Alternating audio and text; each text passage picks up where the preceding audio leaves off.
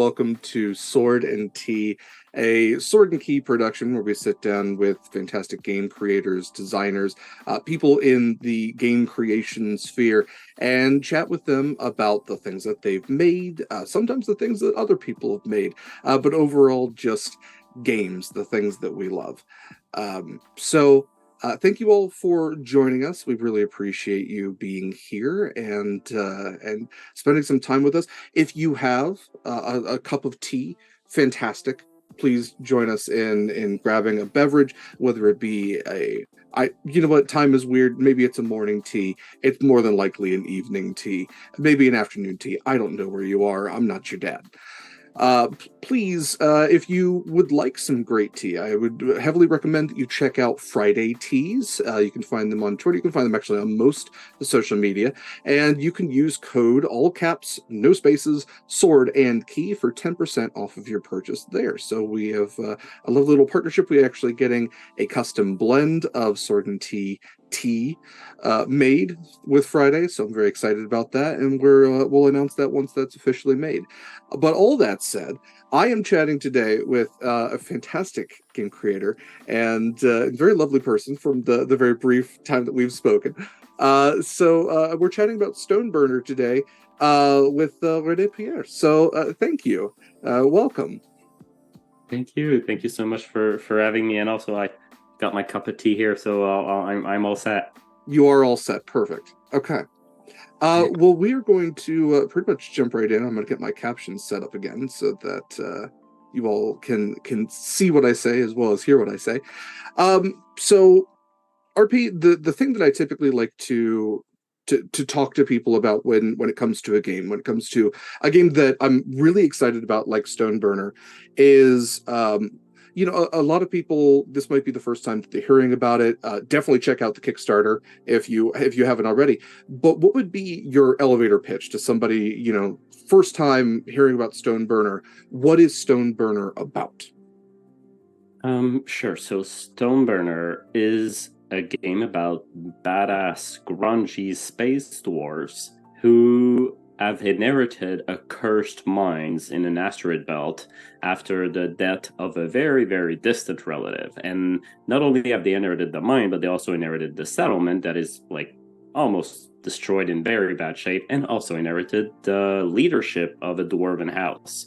So they're the last like leaders that can take up on this thing. So yeah, so it's a game about those dwarves reclaiming old mines and making it like cleansing it of fire spitting demons that like cursed it, and rebuilding a community. So it's part community building, part demon slaying, and yeah, it's kind of like about this just juxtaposition between those two themes. So yeah, that's kind of like the elevator pitch of the game. Like in terms of like touchdowns, you could see there's a bit of like, for example, a bit of Dwarf Fortress, a bit of Deep Rock Galactic, the video game, and also a bit of like Doom, for example. So yeah. Yeah, definitely picked up on the Doom aspect because you know, when I first heard about it, Space Dwarves was like the 2-word pitch that I first heard about, which I was instantly sold. But I was like, oh, you know, what are these enemies going to be? Of course, there's just the enemy of space itself, but then once I had kind of heard about these space demons, void demons, what are called, these devils of these long abandoned mines. That's such a cool idea, and just there's such a cool thing about dwarves already in space, because there's such a blue collar aspect to dwarves. And one of my favorite things in sci-fi is the whole concept of, you know, space is just the next stage where capitalism is gonna, you know, beat the hell out of people. And for the concept of dwarves who already have like this very hard work mentality, manual labor mentality attached to them. We're going to go out, we're going to mine for precious metals. It's all about, you know, working and sweating in these close, cramped spaces. And then let's also shove demons in there as well. And that felt very Doom, of like these tight hallways with these demons popping out. And we'll definitely talk about the artwork and the cool concepts that you have for demons. I do have that popped up. There's no way I'm going to not talk about that. But yeah, I do want to shout out right at the top your fellow creators. So is there anybody else? I know there's other people, but go ahead and shout out some of the other people that worked on this with you, so we can get their names out there as well. Right, yeah. So the game is co-created by René-Pier. So he's an illustrator based in the US. He's also like the game, as I said, co-creator. So we originally this is a pitch that I like sent to a friend, and then like eventually it became this thing as people like really engaged with this idea of like this space dwarves with demons and all of that. And Galen reached out and started sending me fan art, and then we just like kind of like really bonded over this idea, and then we're like, well, like let's just partner together. So we co-developed this thing from the first couple of like days since the inception of the game. And we also have Eric Leisure. He's a fellow Canadian TTRPG creator, and he's our editor. So he's like the third like core member of the team. Apart from that, because the Kickstarter has been doing so very well, exceptionally well, I dare say, we added Andrew Boyd of Pandion Games to the team to help us develop content for the game. We also unlocked a stretch goal to add Alan Barr of Gallant Knight Games to the team as well. He recently like made a very cool Kickstarter for a Breathless game of Iron and Incense, if I recall, is the term he used. It's called Syma, Syma. It's very, very good. So we added him to the team as well. Yesterday, we just broke over the 30K stretch goal, which means that Spencer Campbell, the creator of Slayer, Rune, Nova, has been as well added to the team. And we're just a couple of like hundreds of dollars away from adding Navy and Sean Drake from a couple of Drakes to the team as well. So like, yeah, that's like the entire roster basically. It's a fantastic roster. Spencer Cable, we had on the channel. I believe it was last year, maybe the year. What is time? But we did play Nova on the channel, and yeah, Spencer's fantastic. I love the games that he designs as well. They very much, when it was right after we played, he came out with the Devil Nova class, and it feels very like there's parallels, I would say. Also, I should say congratulations to TRP. You just hit 1,100 backers as we were chatting, so congrats on that. So yes, please, you in the chat. Actually, a couple things to those of you in chat. If you would like to ask a question, of course, please keep it respectful and all that, and appropriate. Feel free to post the question in chat. I do have it popped up in my peripheral, so I will, if I see it, I will make sure to ask it. And please go support the Stoneburner Kickstarter while we're doing this, so I can shout out even more amazing stuff. Because right now we have 59 hours to go, 1,100 backers, and of course the project was funded in 2 hours. It's fantastic. But still, there's some stretch goals to hit. So we just hit 1101.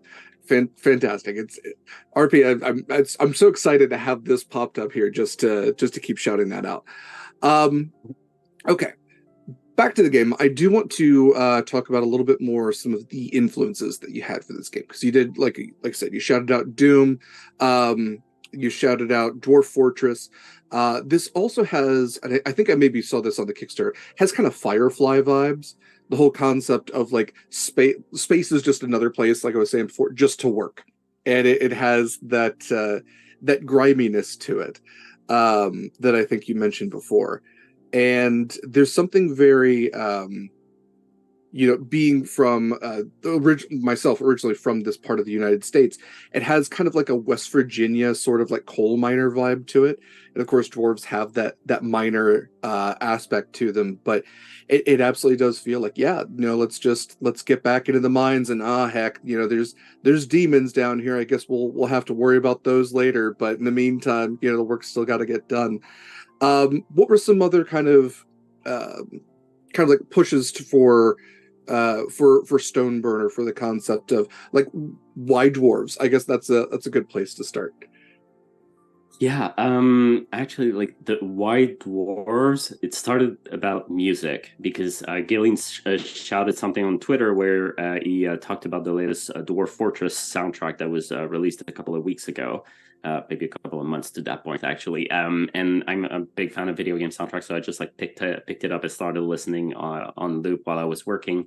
And this got me thinking about dwarves in general. My mind was just about them for weeks, and then like later on, like that was like the original like um spark that ignited this idea of like, hey, like dwarves are like you said, they're very interesting by nature, but what we've created as like not a community, but like as a like as humans in general, our vision of what dwarves look like, the themes that are often associated with them are things that are like very interesting. But yeah, like it started from there, and I sent like I'm a big fan of like science fiction in general. Like I really love Firefly. I listen to it like every once in a while. The Expanse. I haven't read the books, but I love the TV show as well. So those like this idea like in The Expanse there are like the Belters, right? And they're like there are Hmm. the people who work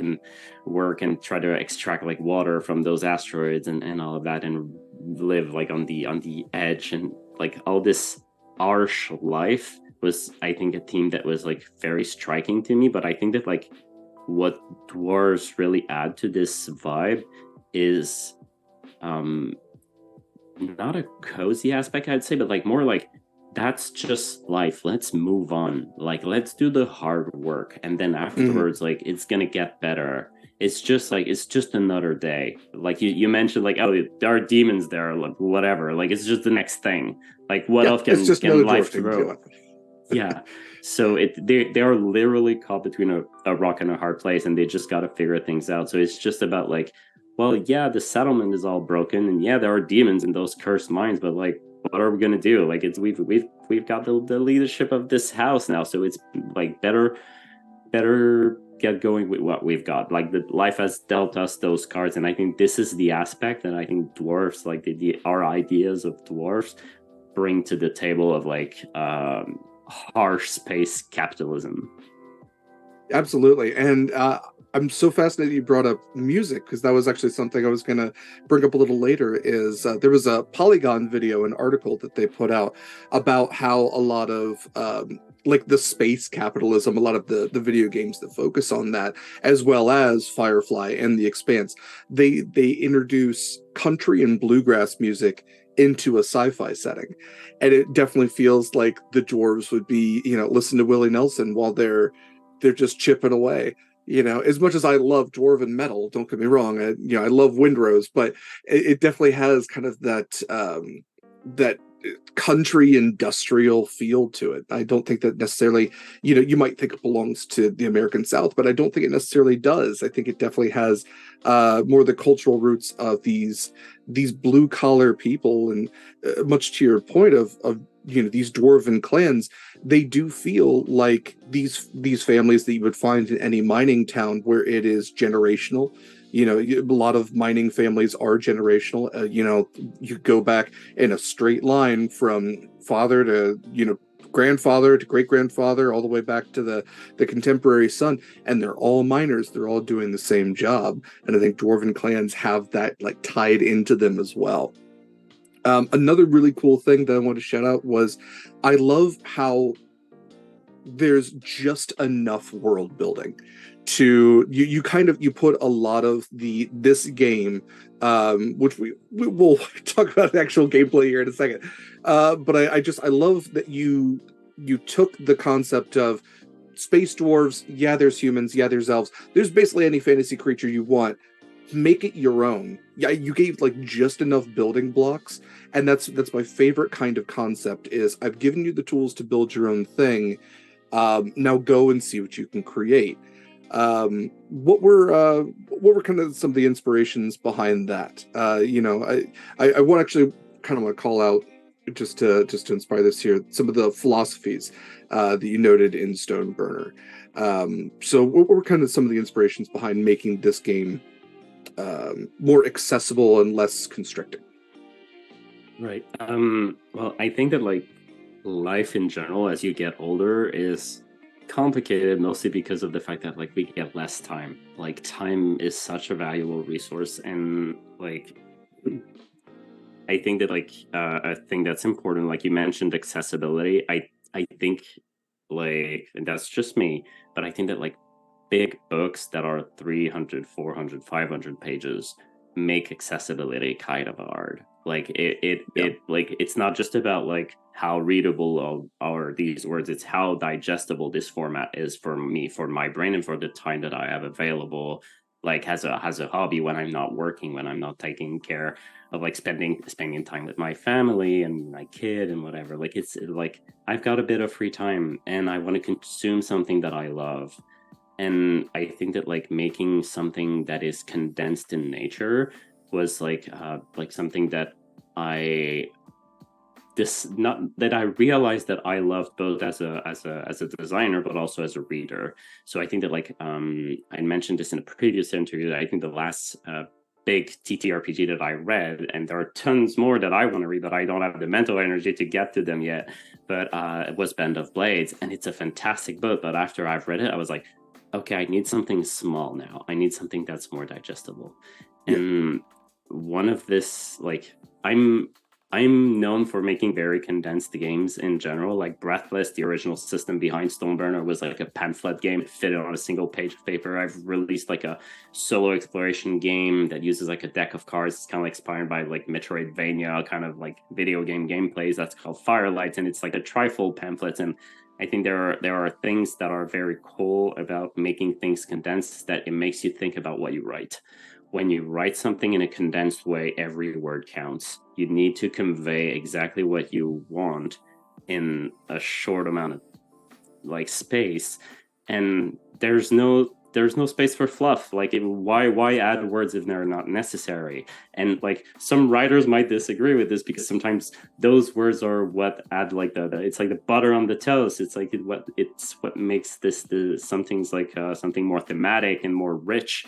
But I think that like especially for TTRPGs, and my preference for reading TTRPGs, I think condensed games have a lot to give, not just in terms of mechanics, but also in terms of lore.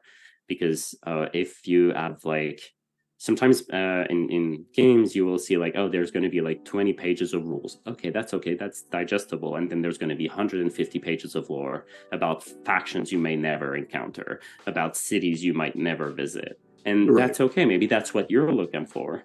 But I think that like there are more interesting ways, like different ways that you can explore giving ideas to the player for them to be able to play to find out. Yeah, this definitely does feel narratively driven, which I absolutely love that. But very much to the point, you should you play with a game master, or should you play by yourself? Because this game does offer both options.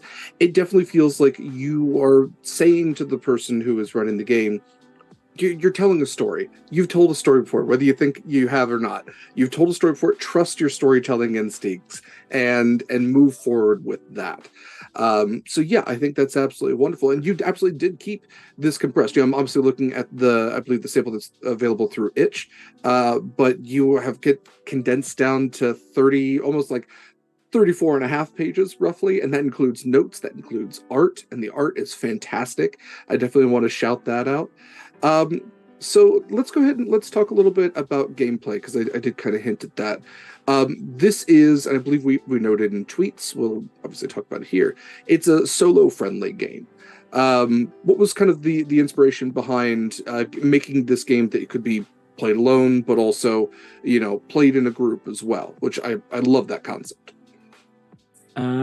Yeah, I think like this idea came from um like around mid of last year. Like early last year I designed Breathless, and then around summer of last year I designed my first ever solo game, which is called Nomadic, which is a game about like solo exploration, which is kind of like tragic solo exploration. It's about like trying Mm, to find a new home for humanity while humanity is all frozen in big ships, and like eventually you just never find it. It's about the journey and not the destination. And like dabbling around with the idea of solo game was very interesting because it opens to a whole other like very passionate community, because like it's not always like scheduling is hard again as an adult. Time and Definitely. scheduling is so complicated, so and That, sometimes that's it's so yeah. What I was going to ask is it about getting people together in one space, whether it's digital or not? Because that is perfectly valid, a valid reason to make a single player game. yeah. So like having the like when I designed this, like I really realized I had so much fun designing it, playing it, and then seeing how people reacted to it. So when came the idea of working on Stoneburner, I was like, well, there's no reason why I couldn't work from the get-go. Yes, it's gonna take time, and yes, it's gonna take some adjustment to make the text solo friendly in general. But there's no way why I couldn't consider this being both accessible for solo gameplay and group gameplay. I think it's a matter of like providing the proper tools to be able to play solo, and also a matter of like perspective as to who you write to, because a lot of games, like sometimes you're going like, are you talking to the players, are you talking to the GM, are you talking to both and switching between paragraphs? Like in the case of Stoneburner, every single paragraph talks to you. You're the player, whether you're the GM or not. And also, like in this game, the GM is not the sole owner of the world. They're not supposed to be. Like even as like as a group, you're supposed to play very much like collaboratively.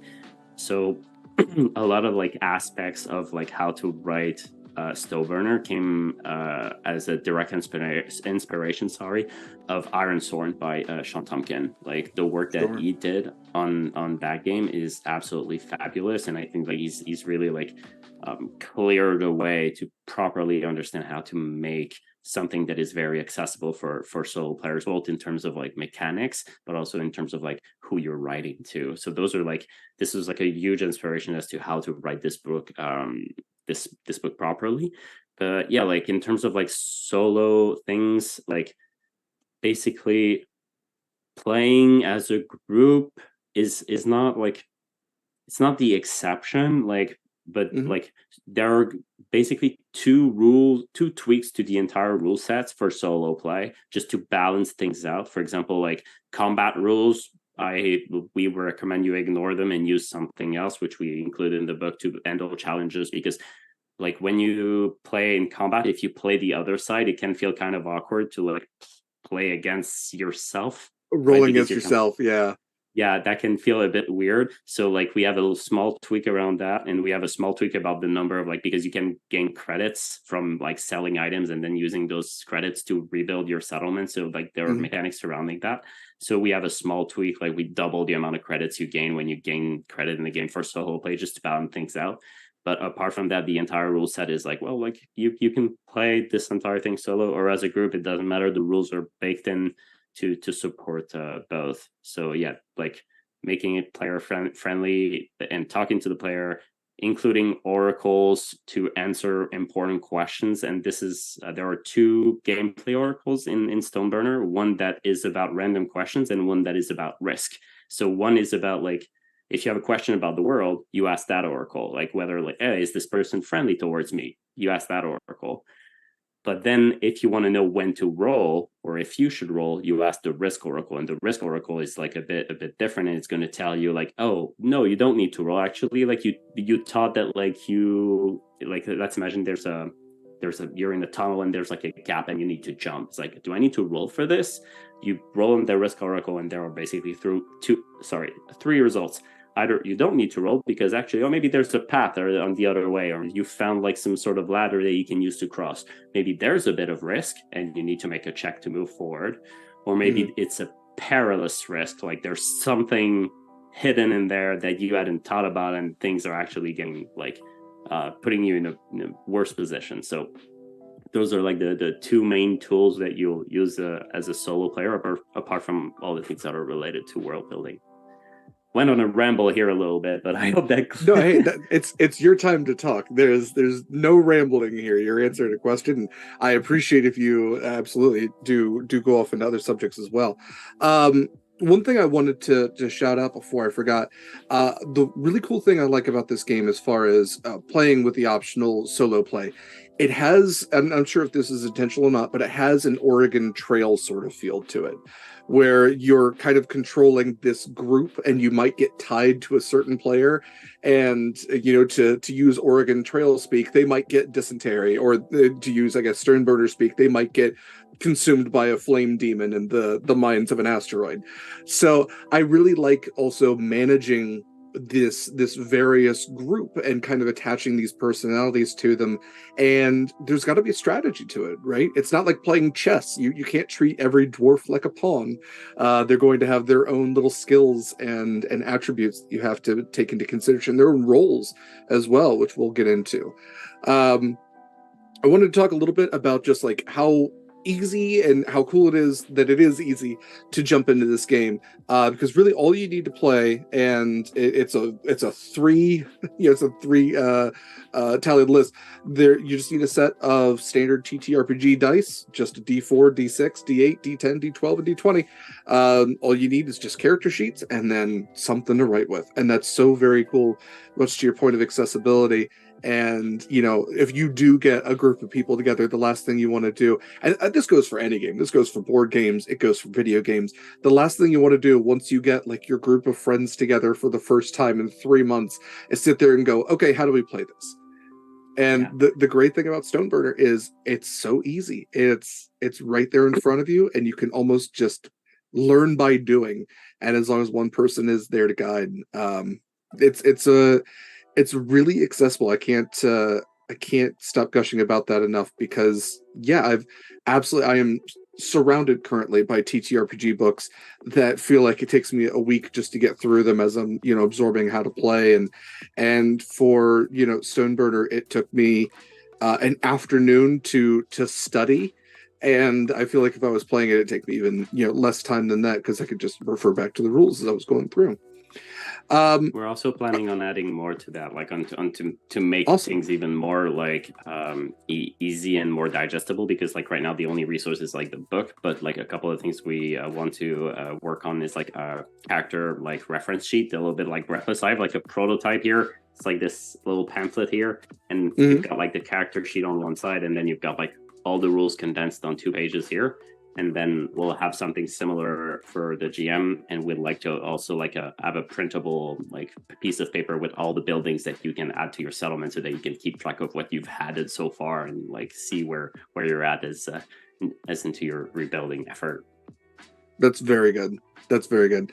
I also love that if you are playing in a group, solo, you've included some great rolling tables, just to build characters, to build worlds, to build enemies, all this really cool stuff, where if you're going to name a dwarven house, if you're going to name, I should note, there's at least the foundation of Stoneburner seems to be that there's the big 3 fantasy races, right?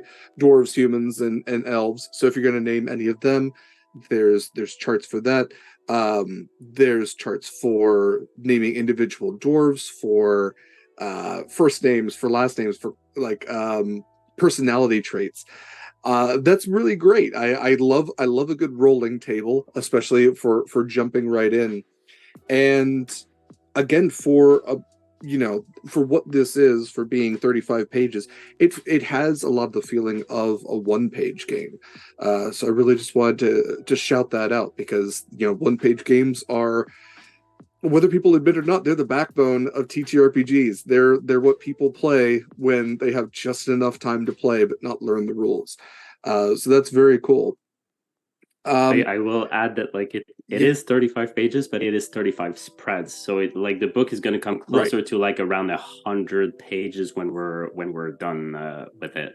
But yeah, like those tables are actually so fun to use. Like I think the first time I designed like the table for like the generating your dwarf name, like I just like ran upstairs and like dropped a piece of paper like with my laptop on the side, and then I told my wife, okay, you like roll 2d6 and then roll 2d20s and like roll 2d6 again, and like, okay, what do you got? Okay, all right, this sounds great.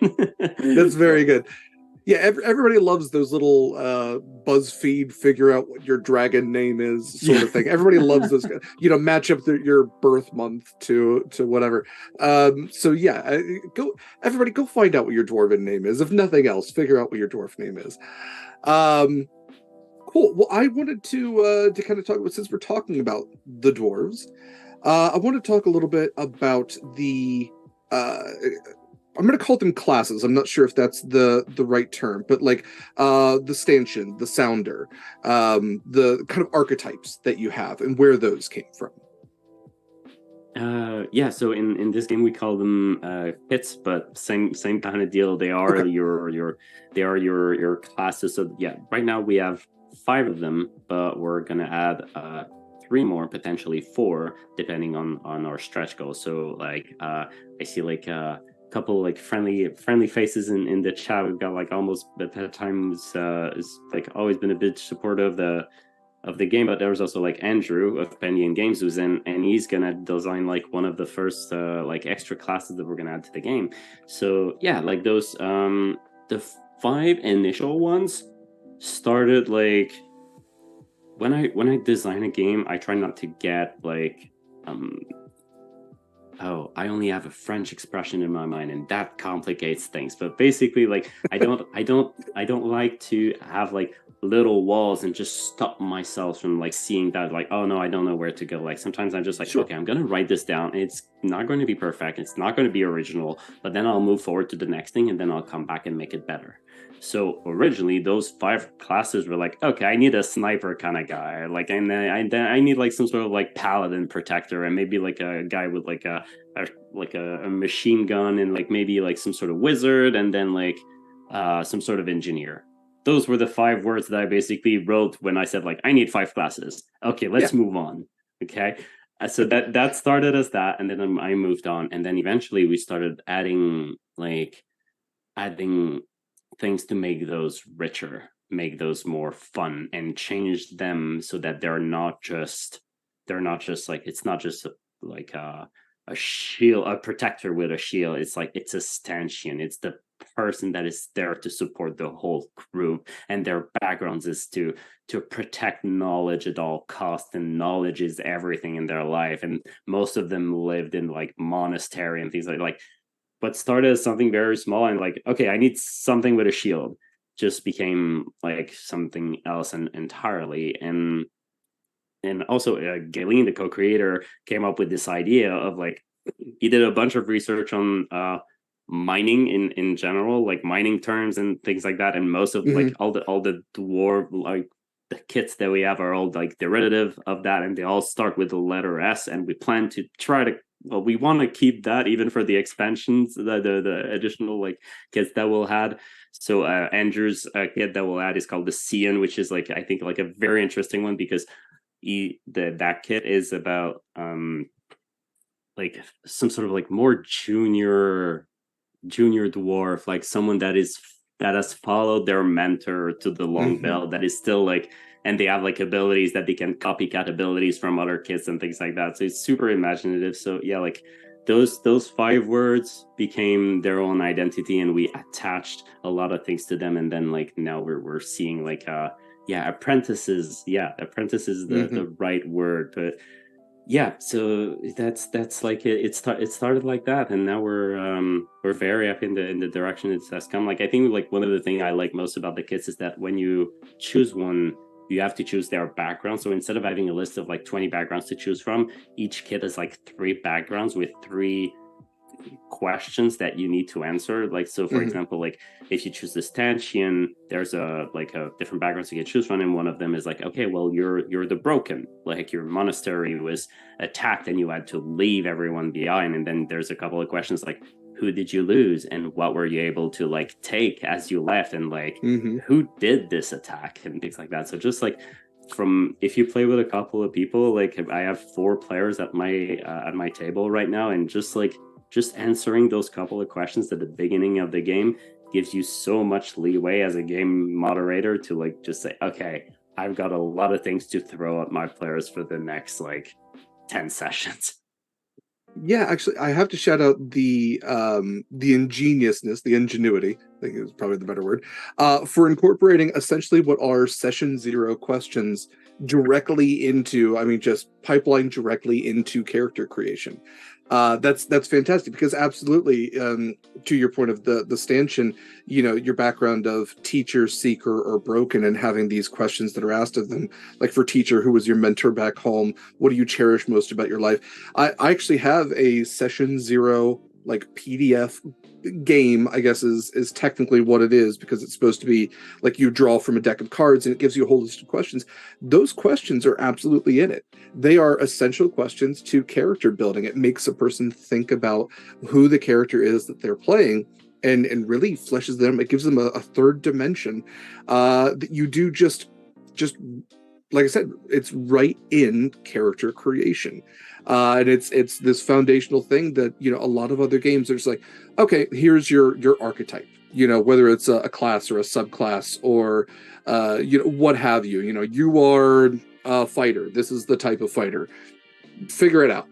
But yeah, I think the beauty of what you've done here is you absolutely have created this archetype with your kits, but then you have given them a life outside of just what they do. It's also about who they are.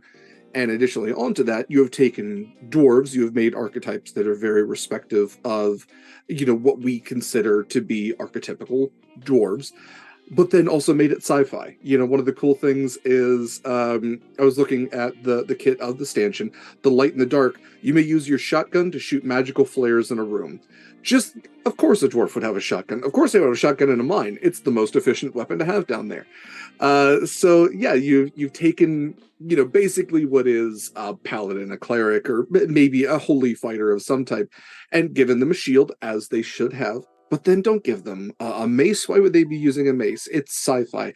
Give them give them a weapon with some spread. So I love that. I love the sounder as well. Is I think you're probably what the sniper became. That one looks really cool. I have to shout out again the art on these. Definitely check out the art alone for Stoneburner is worth looking at. It has this great kind of like grayscale black and white feel, with yellow being the pop of color. You have like the Nordic knots incorporated into it, also with this great grimy like minor sci-fi feel to it. But yeah, the sounder, it feels like, and I know this isn't the case, but it definitely feels like every single one of these kits is so essential to a fully fleshed out team. Not to say that you probably couldn't have, a team of all stanchion, but that the most efficient mining crew would have, one of each, all of them watching their back, all of them having these specialties to it. And they definitely fit, archetype that we see time and time again. Even for, I'm going to reference Star Wars because sci-fi, of course. For people watching the Bad Batch, you can basically just pinpoint, exactly which of these the Bad Batch would be. So you do have the stanchion, which definitely, I'll shout out their little tagline: powerful and astute guardian. You have the sounder, which is perceptive and perseverant hunter. Love that. The striker, nimble and professional warfighter. Top tier. The spellwinder, learned and powerful runecasters. So we do have magic in this as well. And there was something earlier on, I can't remember the language of it, but that magic is both used but also a very dangerous thing in Stoneburner, which I think is very cool. The sinker, which the art on that of just a dwarf perched on top of a Gatling gun is fantastic, which is a brilliant and resourceful mechanic. And then, I guess we have more coming down. And I do appreciate, I didn't catch it at first. I'm glad you shouted out that they are all S names. And I know that's tough. As somebody who comes from a family, my entire family uses D names, and they've run out. I appreciate the adherence to a theme. Best of luck. There's a lot of like little like things like that are like, when you look at the game, you see the big picture, and then when you start like looking down, you're like, okay, this was probably taught. Like somebody taught about this. Like for example, like I don't know if you saw, but on the sinker, there on the turret, like the turret has kind of like a face, and like on the side of the face there are like Mhm. little stickers. It's got Like stickers. It's very cute. Yeah. so Yeah. it's a bunch of like little details. Like the work that Galen has done like on the art, like you've said it, I'm gonna say it again, like he's an amazing illustrator. Like and also like just a fantastic human being in general. Like collaborating with him has been so easy. It's just like we bounced ideas back and forth, and like we just like the vision of the game thematically just evolved as us asking questions, asking those like the same questions that you'll see in the book about how you create the game, or the questions that we ask ourselves, like how does magic work in this game? It's like, well, it depends, right? Like there's probably like multiple types of magic, and we have dwarven magic, so maybe we can explore this one a little bit more about like, for example, like the spellbinder can create things out of rock, right? Like just seeing things that others can see and carve it out and create like Hmm. those organic things. So like, but also like maybe like the other like cultures in this galaxy, in this universe, have like different visions of what, or different ways of how they interact with magic. But like one of the core things, like magic is consequential. It has like there's always a risk of playing Yes. around with the arcane, and in some cases the cost is not as big as others. Like the way that we framed it with dwarves, for example, is that like the consequences of dwarf magic is often like funny, quirky, or undesirable. Like there's this like one of my favorite magic item in the game was is it's like this infinite rope that you can get, and it's like a rare artifact, and you can use it to go wherever you want. And but the thing is, when you climb that rope, it sings very bad country songs, like very off Very key. good. Very So good. like I like that a lot. so there's also this other one. If you're not well, if you know about this bluebird application, there's a bluebird artifact in there, which is kind of like our canary, like a mine canary that Hmm. like it sings like it says like it will sing when there's like a danger up ahead, but if it hears a hot takes, it repeats it for 24 hours and nonstop. So it's kind of like Nice. Okay. That's good. I appreciate a good meme being injected into a game. There was a word you used that was the word I was trying to think of earlier. That was consequential. And I feel like that's probably like one of the foundational words. It's one of the philosophies that you have, which we did talk about condensed. We've talked a little bit about player driven, but consequential feels like one of those things because this isn't just a nice little trump through the mine where everybody's going to have necessarily a happy ending. It definitely has some weight to it, and I feel like you've kind of put in a lot of the gravity, pun not necessarily intended, into these dwarves and the undertaking that they have. That yeah, this is just this is the life that the cards have dealt them, but there's a lot of danger to mining. There's a lot of danger just with the adversaries they have in the environment that they're in. They are in space. There is no humanoid kind of being that is made to be out there where there is no air, there is no sound. So, what was one of the big drives for making this kind of like grimdark isn't the right word because I don't think it's necessarily that, but kind of like this harsher tone to the way things work. Yeah, like, well, it's based. The game is based on the same engine as Breathless, which is a horror survival Sure, game where like sure. you're like survivors trying to like survive in a zombie apocalypse, right? And like one of the core thing about Breathless is how like there's always risk whatever you're trying to do. Like if you're trying to loot something, it's not a check, it's another mechanic, but like there's a risk just at doing that. And the main reason for this is it's not, yes, it creates this harsh environment and it works especially well for this setting, but also like one thing that I like about consequences in general, and also one of the reasons why I prefer and like systems that have this three resolution system, tree end result, like you've got like yeah, failure, consequences, and success, but in the middle the most interesting one is like, well, you succeed but something goes wrong. And Yes. this is what I think is like very interesting, and this is something that we wrote in the book, is like consequences should be embraced. because they create drama, and drama creates good stories. Like, drama should be resolved, and the way that I phrased it in Breathless originally, is that Breathless is a game of tension and release, and Stoneburner is exactly that. It's about like, most of the things you're going to do in the game are going to prompt consequences, but consequences are just another way to have fun. Things are going wrong. If it's just like a happy ballad on an asteroid, then like Stoneburner is not that type of game. It's like, okay, here's drama. How do you resolve it? And resolve it smart, because the game can be harsh.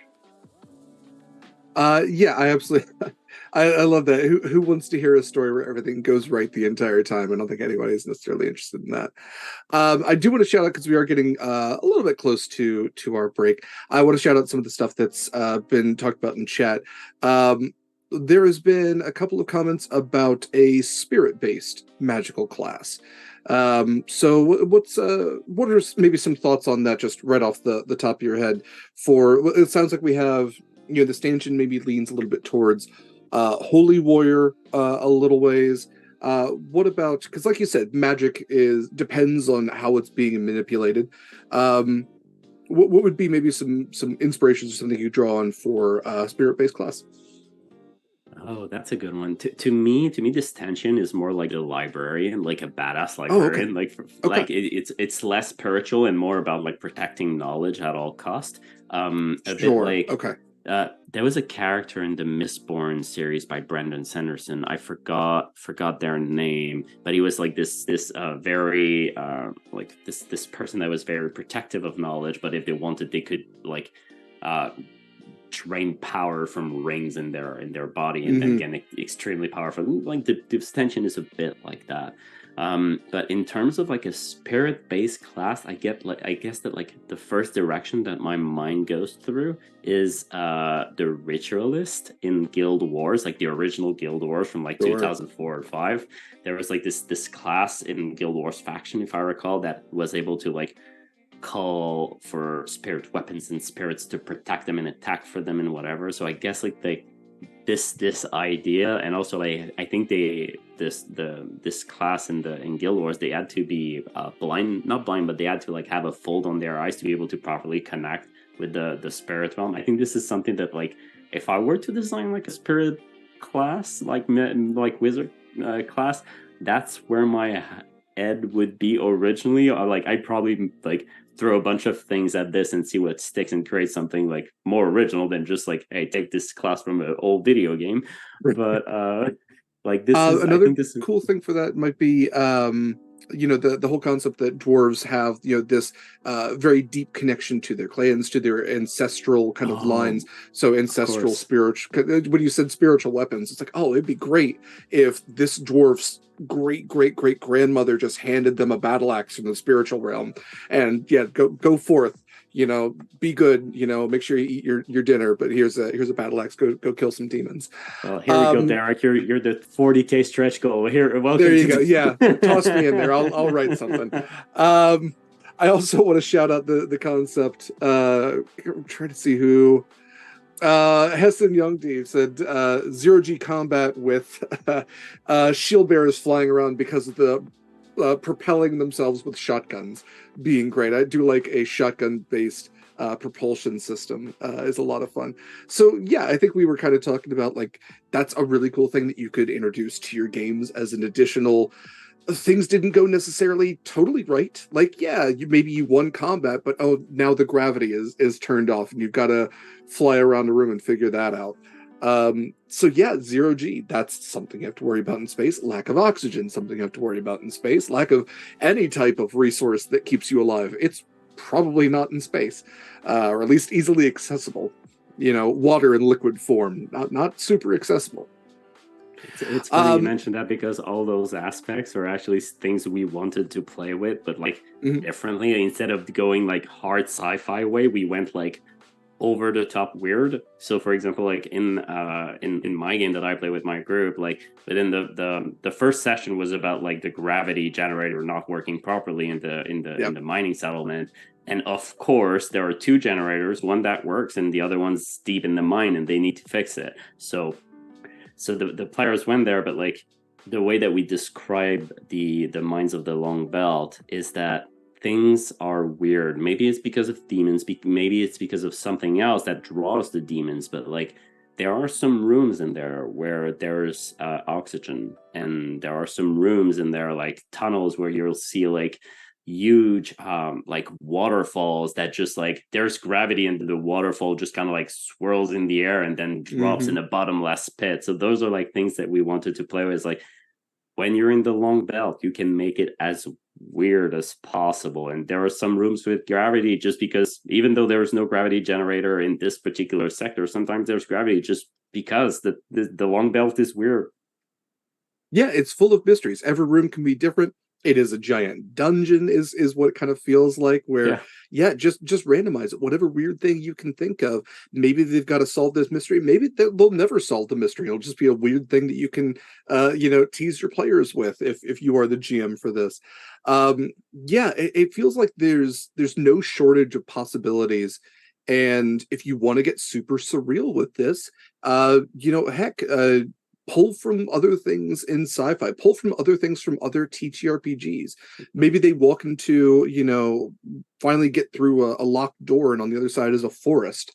You know, why is it Yeah. there? Have them try to figure that out. So, yeah, whether you're going to, you could pull from Star Trek. Star Trek's not necessarily that grimy, but there's, the holodeck you can play with there. Star Wars is playing stuff. There's no shortage of inspiration that this game lends itself to, pulls from, and also gives back, and I think that's really really cool. um we're going to go to break here shortly. I wanted to end just before we go to break with one last question. This one came from Almost Bedtime. I think this is a good question to go to break on. What kind of tea do the dwarves have in the Stoneburner Tavern? I will ask that of you, RP. Oh. Here we're also Yeah, testing okay. your knowledge of tea, so it's I used to drink a lot of tea, but my knowledge kind of like slipped away as my that's memory has fair. gotten Yeah. like but yeah, I think that like one of the thing we toyed about is this idea of like dwarven farms, like the like most of the buildings in the settlement have like this StarCraft feeling where they feel temporary. They feel like it's just like installed, and it's just like it's a moving building, right? Right. You order them and then someone delivers them, right? So we have like this idea of like a farm, and Galen came up with this pitch of like, I'm pretty sure space dwarves must eat a lot of cabbages. So like our illustrations for the farm in the game is just like thousands of cabbages being grown on big walls with like panels of lights and something. So my guess would be that maybe they try to do some tea with this. I it probably tastes It's awful, but like just so boiled does cabbage life at tea. this. Yeah. Absolutely. Yeah, mushroom tea. Yeah, that's also a good suggestion. See, I think we're just skirting around it. It's got to be. I mean, whether you're talking about long voyages just in human history, there's a reason that IPAs and certain types of beers exist, and Yeah. liquors, they don't go bad. There's a reason that dwarves kind of have a certain proclivity towards certain alcohols, where you're talking about mead, or whether space bees might exist. Who knows, maybe they'll make space mead, space ales. That's tea might not be a dwarf's best friend, especially if cabbage is what they're growing in their prefab farms. Well, maybe they Um, can import it, right? there There you are go. corps Yeah, out there selling stuff, so you can go to you like in my game. There's this little like computer, and players can order stuff online. So like maybe they can just order some tea from there. there you go. Get your supplies sent in. Amazon probably exists still. I would have to imagine. It's just interstellar at this point. Oh yeah. Um, well, RP, we are going to go to break. Chat, we are going to go to break. If you have questions, I appreciate the questions that have already been asked. We've got at least one more, but yes, if you have other questions, feel free to post them in the Twitch chat, or if you are a part of the Sword and Key Discord, you can post them in the Sword and Tea game chat there. We're going to be back in about probably 10 to 15. So stick around, enjoy our lovely little ad break, and I will also shout out that if you are enjoying a cup of tea with us, thank you. If you are looking to get a new nice tea to enjoy, definitely check out Friday Teas. They're based in the Seattle area, but are a fantastic TTRPG associated company. We are affiliated with them and have a discount code. So if you are looking to purchase tea in the near future, check out Friday Teas and use all caps, no spaces, sword and key, and get yourself some lovely blends. We actually have a sword and key blend being prepared as we speak. So as soon as we get that perfected, you'll be able to purchase that as well. But stick around. We appreciate you all being here, and we will be back shortly. Thank you.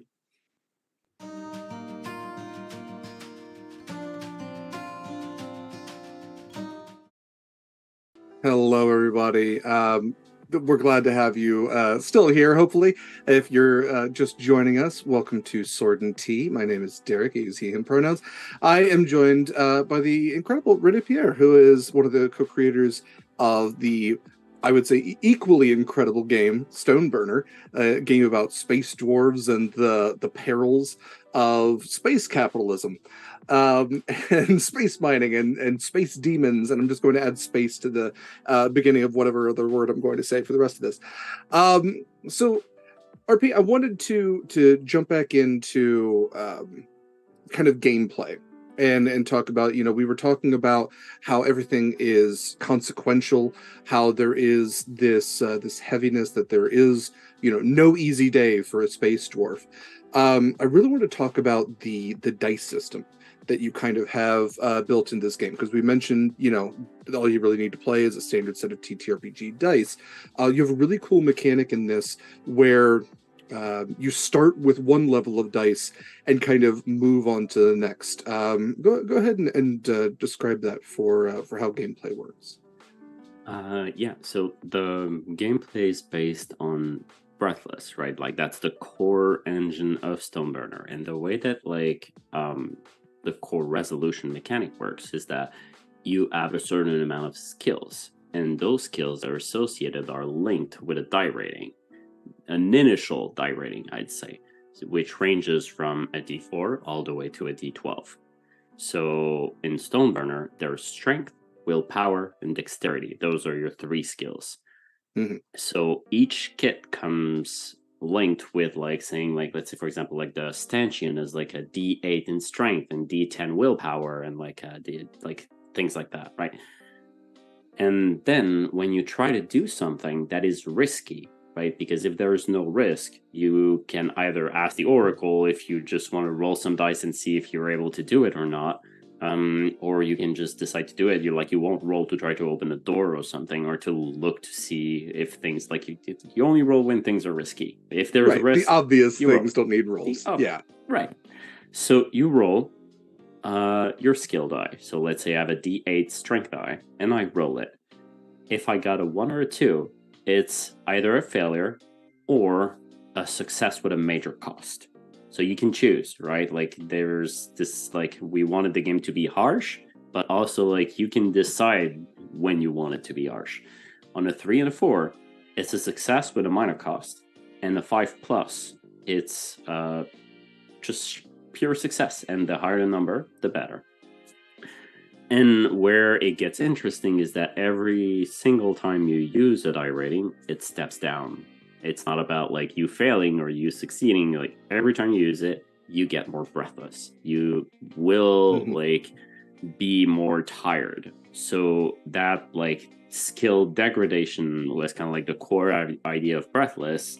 And now, like, when I released Breathless, I also released a Breathless SRD, which is, like, seen the, like, because of this, like, there are more than 200 Breathless games out there, with, like, very, very good games from people in the chat, actually, like Matthew Uergarn, like, he's made, like, a very cool Breathless game. Andrew Pendian Games has made one as well. Asan has made a Breathless game as well. Like, they're all, like, fantastic creators.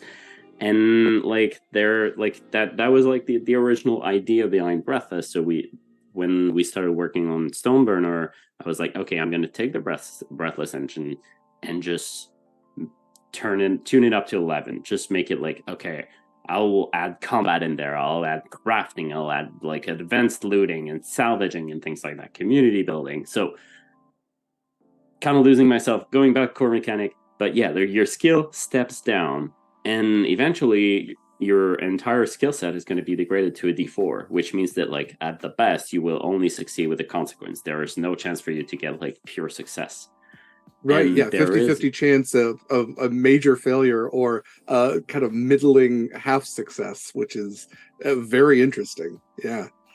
Yeah, but there is a way for you to be able to like reset all your skills, right? Yeah. And this is by the catch your breath mechanic. So Right. this isn't like your normal like short rest like in D&D or whatever. Like you can do this at every single point in the fiction. You can do it in the middle combat, you can do it when you've got a bit of time. This is literally just you like hiding behind a wall and just doing okay, I've got this, and then going straight back into the action. And Right. when you do this, all your skills are reset to the original die ratings. So if you add a D8 strength die, it's back to a D8, and you can use it again and have more chances of success. But there is a cost. It's all about the consequences. So when you ask the GM, "I want to catch my breath," the GM will they will throw a new consequence to the scene. Right. It like so it's all about that drama. It's like we need to like tension and release. Like we've just got our release. Okay, now let's introduce new tension in the fiction to keep things interesting. I think that's very cool. Again, consequences being a big thing. I loved when I first read about Catch Your Breath because it feels like, and I'm gonna admit I'm absolutely this person, the kind of person that plays first person shooter, and you reload as soon as you fired like one shot because you got to Yeah. make sure, and you don't want to be that person in this game because your poor GM's gonna have to throw consequence after consequence at you, and the demon could only get so big. Um, I love that mechanic to it, and yeah, your point of tension and release and that roller coaster that this game really plays into of highs and lows and taking that risk. I want to talk a little bit about grit because that's an additional mechanic you have as well. So how does grit work in Stoneburner? So your grit is it's a free D12 that you can use wherever you want, right? So like the core system tells you can use items to do things. Sorry, you can use skills to do things, but you can also Mhm. use items, or you can use artifacts, or you can use your grit. All those things in Stoneburner are linked to a die rating. Basically, like in games like Forge in the Dark, games played in Blades in the Dark and whatnot, everything's a clock. In Breathless games, everything's a die rating. That's like it all boils down to that. So grit is a free D12 that you can use at any point you want to just like give it all you've got. Like you really don't want to miss your chance here. So you roll that D12, but this one is tricky because when it steps down, it actually just deactivates itself. It's a free D12, but then afterwards you just lost it. And the only Mhm. way for you to reset it is to rest. So in Breathless originally, you could use your D12 every time you catch your breath. But in Stoneburner, because we added so many different options for you to use on top of your normal skills, for example, you can use items and magical artifacts, and you can Mhm. use like abilities and all of that to resolve things in the fiction. Because of that, we're like, okay, we're going to tweak things a little bit and make grit only usable after you've rested. So you use your grit, and then afterward, that free D12 is gone. So you kind of have to make it count. Yeah, and it's not a guaranteed 12. It is rolling a d12. So you still have a 2 in 12 chance of still rolling that 1 2, still getting that critical failure. Which has to feel really heavy. I would imagine if that happens when you roll your grit die and you still get that failure. But hey, that's what it's about. Like you said, it's about It's failure. swingy as well, right? Like it's like there's no bell curve in terms of like the statistical Yeah. results. Like if you're rolling like a bunch of d6s, for example, like it creates that bell curve, right? Like 2d6, it's like okay, well, like results are going to tend towards like the 3, 4, and 6, but then like with a single die, it can get swingy. Absolutely. So there, you mentioned, using items. Obviously, in addition with the skills, there's also the upper hand and lower hand concept. How do those really work into it? So those mechanically are basically the exact same thing as like advantages and disadvantages Mhm. mechanics that you would see in other games, right? Nothing fancy is added on top of it. It's just like, well, if you see something in the fiction that will cause you to have a higher effect on something, you roll with the upper end. If there's some hindrances in the fiction that say that are hindering you, then in that case, you may have to roll with the lower end. So you roll 2 dice and you pick the lowest result in case of the lower end, and for the upper end you roll 2 dice, 2 times your die rating, and then you pick the highest result. So that does create that bell curve that I was talking about earlier, either positively or negatively. But yeah, I think that like one of the most crucial aspect about Stoneburner is that those are not just like it's not just an advantage and disadvantage mechanic. It's also the main way that the GM can introduce a lot of tension, or that you yourself can introduce a lot of tension in the story as you play. For example, like if you're a space dwarf, you can tackle a lot of challenges, but in my book, demons are extremely powerful beings, and just facing them may mean your death, right? Like things like if you're facing that creature, you better be well prepared. So when I play, usually like when my players are about to face a demon, I'll give them the lower end from the get go. You're trying to fight something that like is way above you. It's so powerful, right? Like, and it has taken over this entire as turret bell. So like where I think it differs is that like, and we write that in the guidelines sections of the game that are they're not in the preview, but they'll be in the final book. But like they are one of the main tool where you can introduce a lot of complication, and a lot of like creative thinking as well. Because if you say to the players like, okay, well, you're trying to do this, well, if you're trying to like just shoot this demon, like it's got like scales everywhere and it's got like wings and whatever, like you're fighting with the lower end, like the whole fight is not going to go well for you. You're probably going to die. Like it's all about telegraphing that danger. So the reason why we say this in the guidelines is because we want the players to think creatively in as to how to resolve those challenges. So it's like, okay, if we cannot fight this demon, how can we win? How can we overcome this challenge? It's a bit there's this NSR game called Mouse Ritter by Isaac Williams of losing games, and I really love this concept of like your tiny mice like trying to like live in this big world, and like if you see a cat, it's like if like a warrior would see like a dragon. It's like this thing could kill you, and it may as well will. So like, don't try to fight it. You're gonna lose, and that's kind of like the feeling that we wanted to do. But those mechanics, like that's why we wrote it down this way. It's like it is one of the main tools of the GM to introduce a lot of like tension. Yeah, absolutely. Because I get absolutely, as we mentioned before, Doom is an inspiration for this.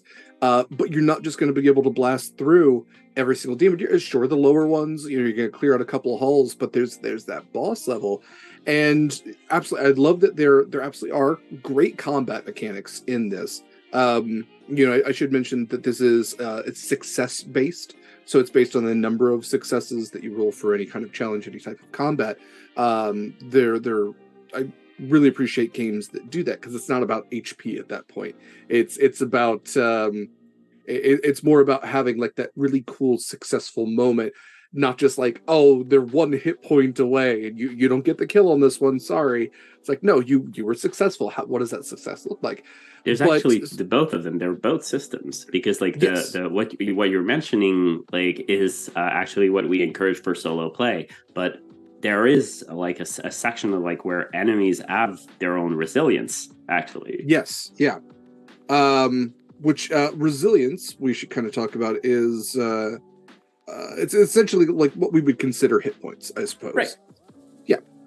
So you have vulnerabilities. I do like that. The concepts of taken out or sudden death are added in there. We talked about rest as well. But yeah, you have like the number of successes that you should hit for challenges, for combat. one thing I wanted to kind of address while we're talking about enemies in Stoneburner is why demons? Was it just the Doom inspiration? Was there something that kind of said like, out of a whole range of what could be lurking out in space, what was the big inspiration behind choosing demons as the main adversary? You mentioned it before, but like there's already so much things that want you dead in space, right? Like space Sure. itself doesn't want you there. There are like pirates and rebels and like corporations and all of that. So there's already like so much evil when you think of, well, not necessarily evil, but things that don't want you or want to harm you, that it was like kind of like about hopping that game, making it even more dangerous. So I love having like a central point where we can have all the players agree to go in a main direction, and like having like the community building aspect was like one of the first thing that came to mind. Is like, okay, how can we make all the players align on one central goal? It's like, okay, they all want to rebuild this community. Why? Okay, they're all distant relatives from like a dead like a dead like distant grandfather or something. Okay, Mm-hmm. gotcha. Like they've got that. It's like, okay, what's stopping them? Oh well, the mines are cursed. Like there are demon portals over there. So it's one of the thing that can happen in the mine. Like in my game, like there are like human corps hiring like pirates and mercenaries to try to steal asteroids as the players are trying to like cleanse the mine. So there's like more things that you can throw at them, but the demons are like, they're like the plague, right? And one of the things that we want to hint at the game as well is like, and we've talked about it thought about this a lot with Galen, is this aspect of like, well, why are the demons there in the first place, right? It's like, Mm-hmm. you can, if you want, you can most definitely see them as just like, it's just a random enemy. They're nameless, they're creatures, they're monsters, they're not sentient, and they're just in the way, right? They're just evil. But what we want to hint about is like, well, they must be there for a reason. And like why are they there in the first place? Why are, like, what are they looking for? And so like this is something that we want to hint about in the game, but not necessarily like give direction as to like where we want you to take your game, right? Like and that's a lot of Yeah. things. That's been our philosophy for most of the writing of this game. Is like, okay, we're gonna give touch points about what this world looks like, because sci-fi settings are, I think, more complicated to get a grasp on versus like fantasy ones, because like in fantasy settings, you like low fantasy, high fantasy, something more dark age or something more epic, like you can get a pretty good idea in your head. But when we say sci-fi can get called kind of like all over the place. Are we super realistic, or are we like all over the place with like wizards who have laser swords, right? So When you're bringing um in math and physics and everything into it as well, yeah. yeah, so because of that, like we wanted to like have a couple of touch points that say, okay, here's what is our idea of this sci-fi that we want you to take in your luggage with you, right? It's like, okay, fantasy cultures I've taken to the stars with dwarven engineered FTL engines. Perfect. There are all kinds of people everywhere. Dwarven houses are not just made of dwarves, and like there's all kinds of people everywhere, and it's just like there are pirates and rebels and all of that. So like those are the core touch points of the game that we list at one of the, it's also not available in the preview, but will be in the full game. But like this, all those core touch points of the game, and then the rest of the lore is kind of like hinted at either in the rules of the text, in the text rules, or in the rolling tables themselves, where we're gonna like a couple of short paragraph is, this word is hard, You here and got it. there. It's paragraphs. Yeah, you're good. Yeah, a couple of things here and there, and then the rest is just like hints. Like, Yeah. okay, demons, here's what you can assume of demons, but then as you read more and more through the game, you're like, okay, there's something else going on there. But it's play to find out. Yeah, that's really cool. I shouted that out before, but I'll shout it out again. You absolutely, you do give the building blocks. You give the foundation for your world. And as somebody who has, I mean, done world building before and has made this game Bible, this world Bible, whatever you want to call it. Um, And so badly, I had the idea like, oh, what if I publish this someday? But then, like, everything's so specific, and I don't want to. It almost feels railroading, and that's got to be tough when you put so much work into a world, or a world concept like you have with Stoneburner, to then give it just enough and kind of hand those pieces off to a GM and see what they make out of it. Because yeah, you absolutely do hit, even though demons are the main antagonist. You hint on and I love it's the was it the universe and the world page, where it's just a little blurb. There are pirates, bounty hunters, criminals, outlaws, rebels, and more. The galaxy is too big to keep an eye on everyone. Hint right there at potential other adversaries, and you talk about the human corporations and the elfic clans, and kind of how capitalism is an enemy in and of itself. Those could also be things to worry about. So yeah, I absolutely appreciate, to reference Firefly, that you have your corporate alliance kind of villains, and then you also have your demons, which are your reavers. You have your faceless monsters that you get to fight. And I really want to shout out again the art on these demons. You actually shared some art on your Twitter the other day, and it's great. You've got a whole variety of them. They're all horrifying, and some are a little goofy in how horrifying they are.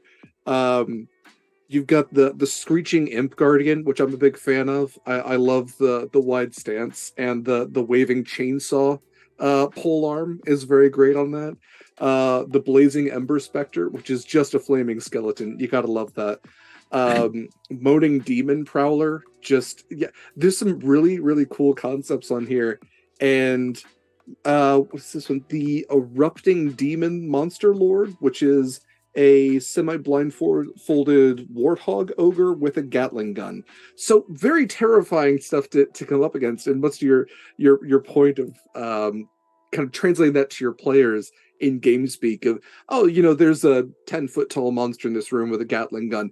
Maybe direct combat isn't the main way to go on this. But yeah, I wanted to shout that out. I love where you've kind of gone with your enemy generation system, and yet the mystery of why are they there? Figure it out for yourself. Make a reason. It's that's some of the best kind of the best, and I would say some of the hardest kind of game creation is to not answer all of the questions, because you want to, but again, you gave. And here's another thing I appreciate. You made sci-fi easy, in the best kind of way. How did they get around? Dwarves developed faster than light travel. That's what everybody uses. We don't have to worry about it. I love seeing faster than light, or FTL when that's used. Hard light, love seeing that. That's such a just like easy. Don't worry about it. It's a hard light structure. Prefabricated stuff. So yeah, much to your point. Sci-fi gets complicated, but you have taken this very complex thing, and you've made it. I'm going to use the word again, accessible, which I really like to see. So major kudos to that. That's not a question; it's just a compliment. I'll take it. Thank you. There you go. Also, like, little fun fact about those demons. Like, one of the first things that we design about the demon are the demon tables, how you create them, because there are a bunch of tables to like give them like their strength and their resilience, and that's those prowler, demon lord, and whatever, all those nouns, where they come from. And then there's a bunch of adjectives and body traits and head traits that you can add on top of them, and they're all rolling tables. And what Galen did is when we thought about like, oh, it would be cool to show those demons at some point in the book, one of the first idea that we had was like, I'm a big fan of How to Train Your Dragon and the series in general, and there's this scene where Iccup like has this old book of dragons that all the Vikings have like drawn in it, and it's just like, oh, this is like an erupting demon dragon, whatever, like adult approach, like just flee for your life if you see it. And it's just like scribbles of that, and like that's what we wanted to do with this specific page.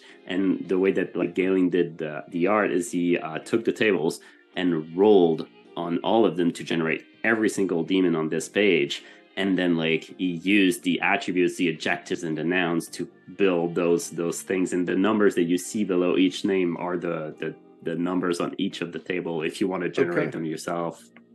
That's very good. Yeah, because it does have notes in I love the way that you design Dwarvish, the Dwarvish language, which is like if you just tilt the page a little bit, it's readable in English. That's very cool to make English look runic like that. But yeah, the excerpt from Bruckner Longneck's Guide to Infernals is it's very well done. Um, cool. The next thing I kind of wanted to touch on, we talked a little bit about you've mentioned the Oracle a number of times and how that kind of comes in. What is your kind of concept for the Oracle? Is this like a magical thing that they're accessing? Is it a technological thing? Are you kind of like leaving that up in the air? And where does the Oracle really come into to gameplay? Yeah, so I think it's always funny when you design something and then you like put in the wild and then people interpret it differently. And I think this is Hmm. something that has happened like very much with the oracles, especially like in my head, they were only technical things. They were like, okay, those are mechanics that you interact with as a player. Like it's the from the player's perspective, you're using this mechanically to resolve questions about the world, to resolve questions about the risk that you may undergo.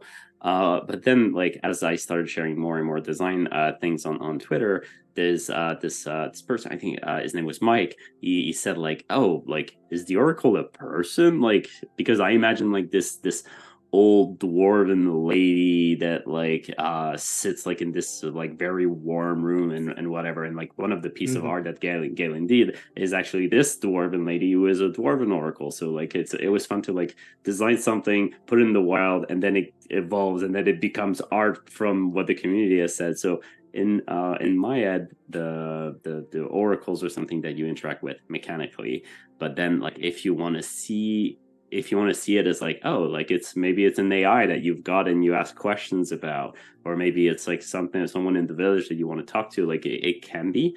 But the original idea is like this is something you interact as a player, as a tool to be able to answer questions that you don't want to answer for yourself. You want to leave it up to luck. You want to be on the edge of your seat and just throw a die on the table and see, okay, where does that lead me? I'm like, is this like I'm seeing like this ship for the first time and it hails at me like, are they friendly? Like, well, like yeah, you could like that's a good question to ask the Oracle, and then based on the rest, you just see where that story goes next.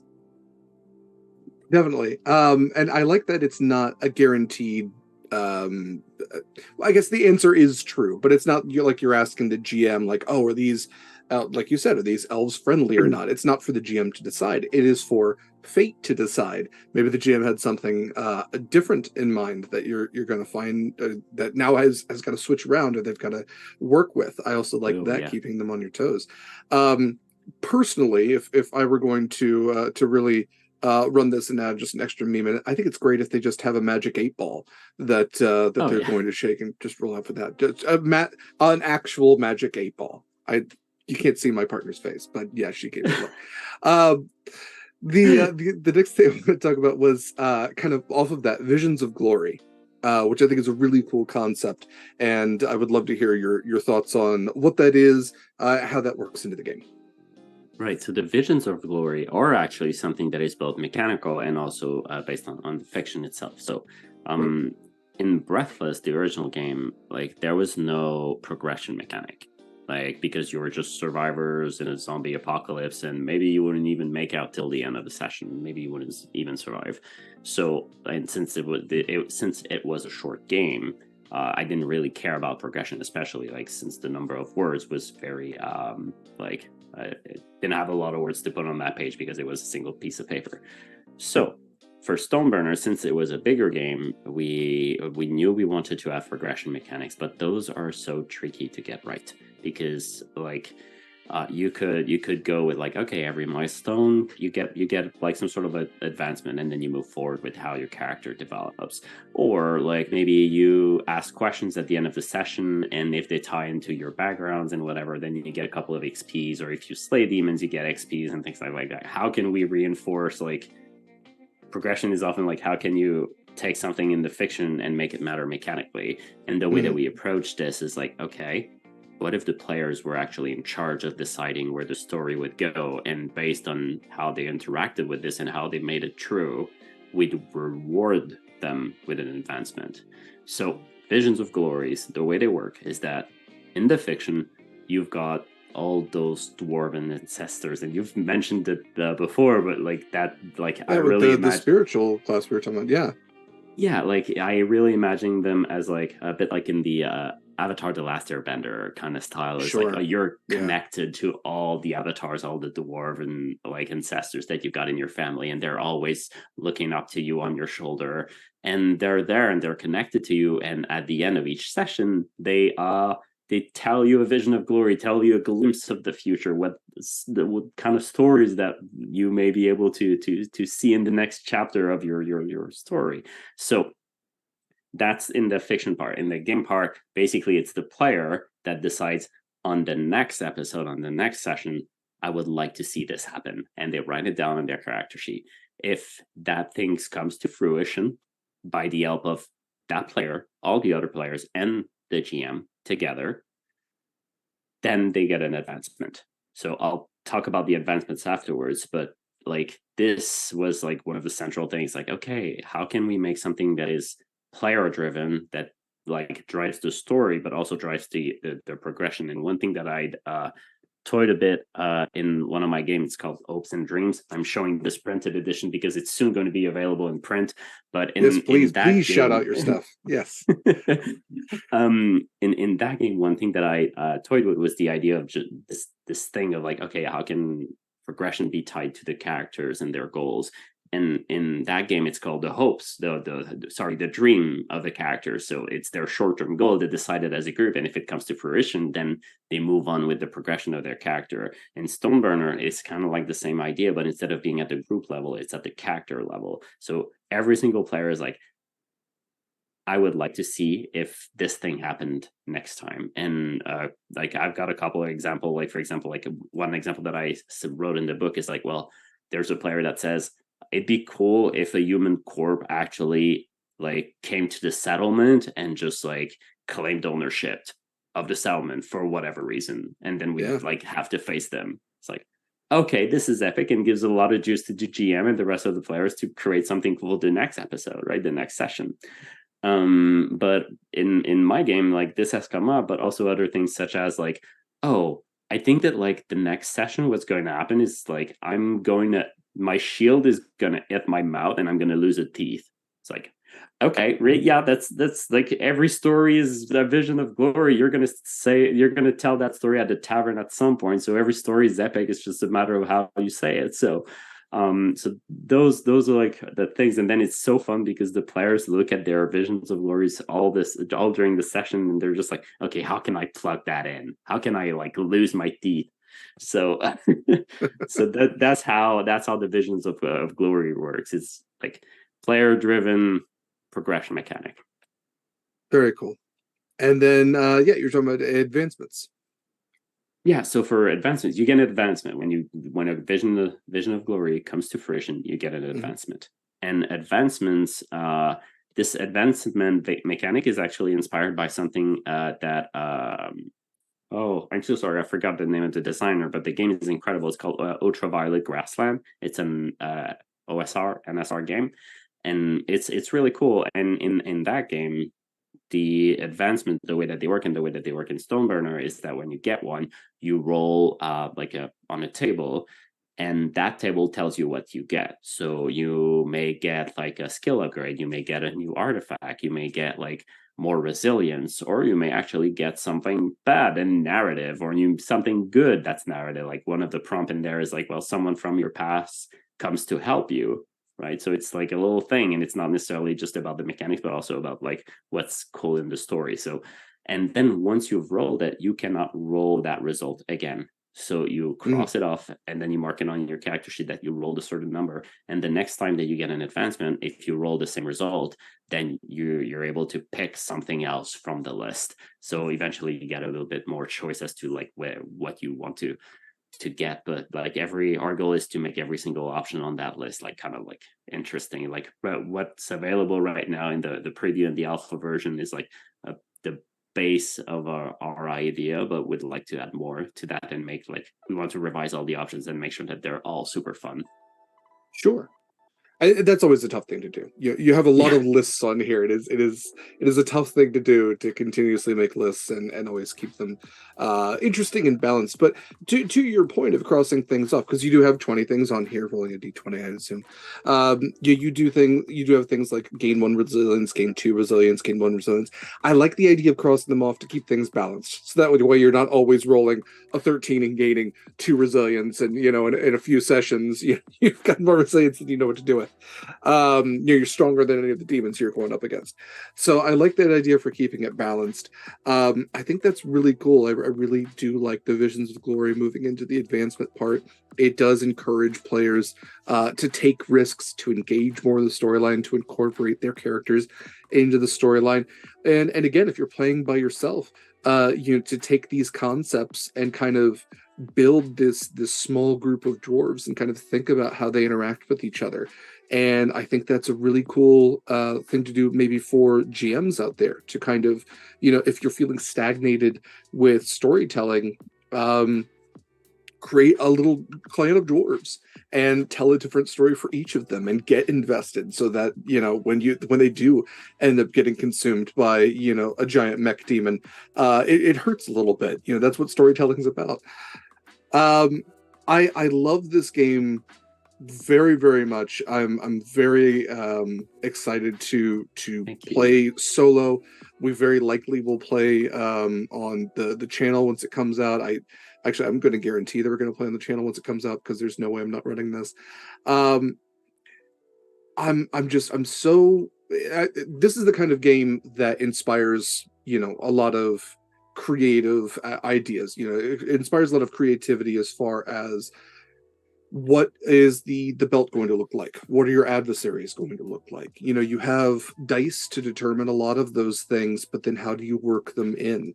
And it doesn't take any more brain power than you want to put into it, is I think the cool thing is, again, like you mentioned, you can build demons off of a bunch of d6s. You can build worlds. You have the world sparks, which are really cool, which are all just different ideas for traits of worlds that you have incorporated as well. And again, that's one of the most impressive things, I think, is the amount of tables that you have and how useful they are. There's a Yeah, it's lot of about the right tables. one. Yeah, there's a lot of tables out there in the TTRPG world, um but it's about rolling something and not going, ugh, all right.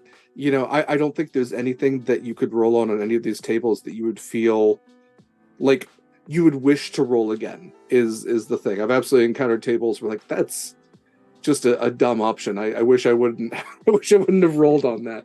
But that's not the case for anything here, which I think is really, really cool to see.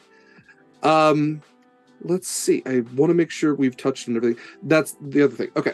So another big aspect of Stoneburner, aside from fighting demons, and aside from just general survival, is the whole concept of kind of rebuilding the settlement. Building this home, and to that, as I think I mentioned before, big fan of dwarven culture, especially stemming from Lord of the Rings.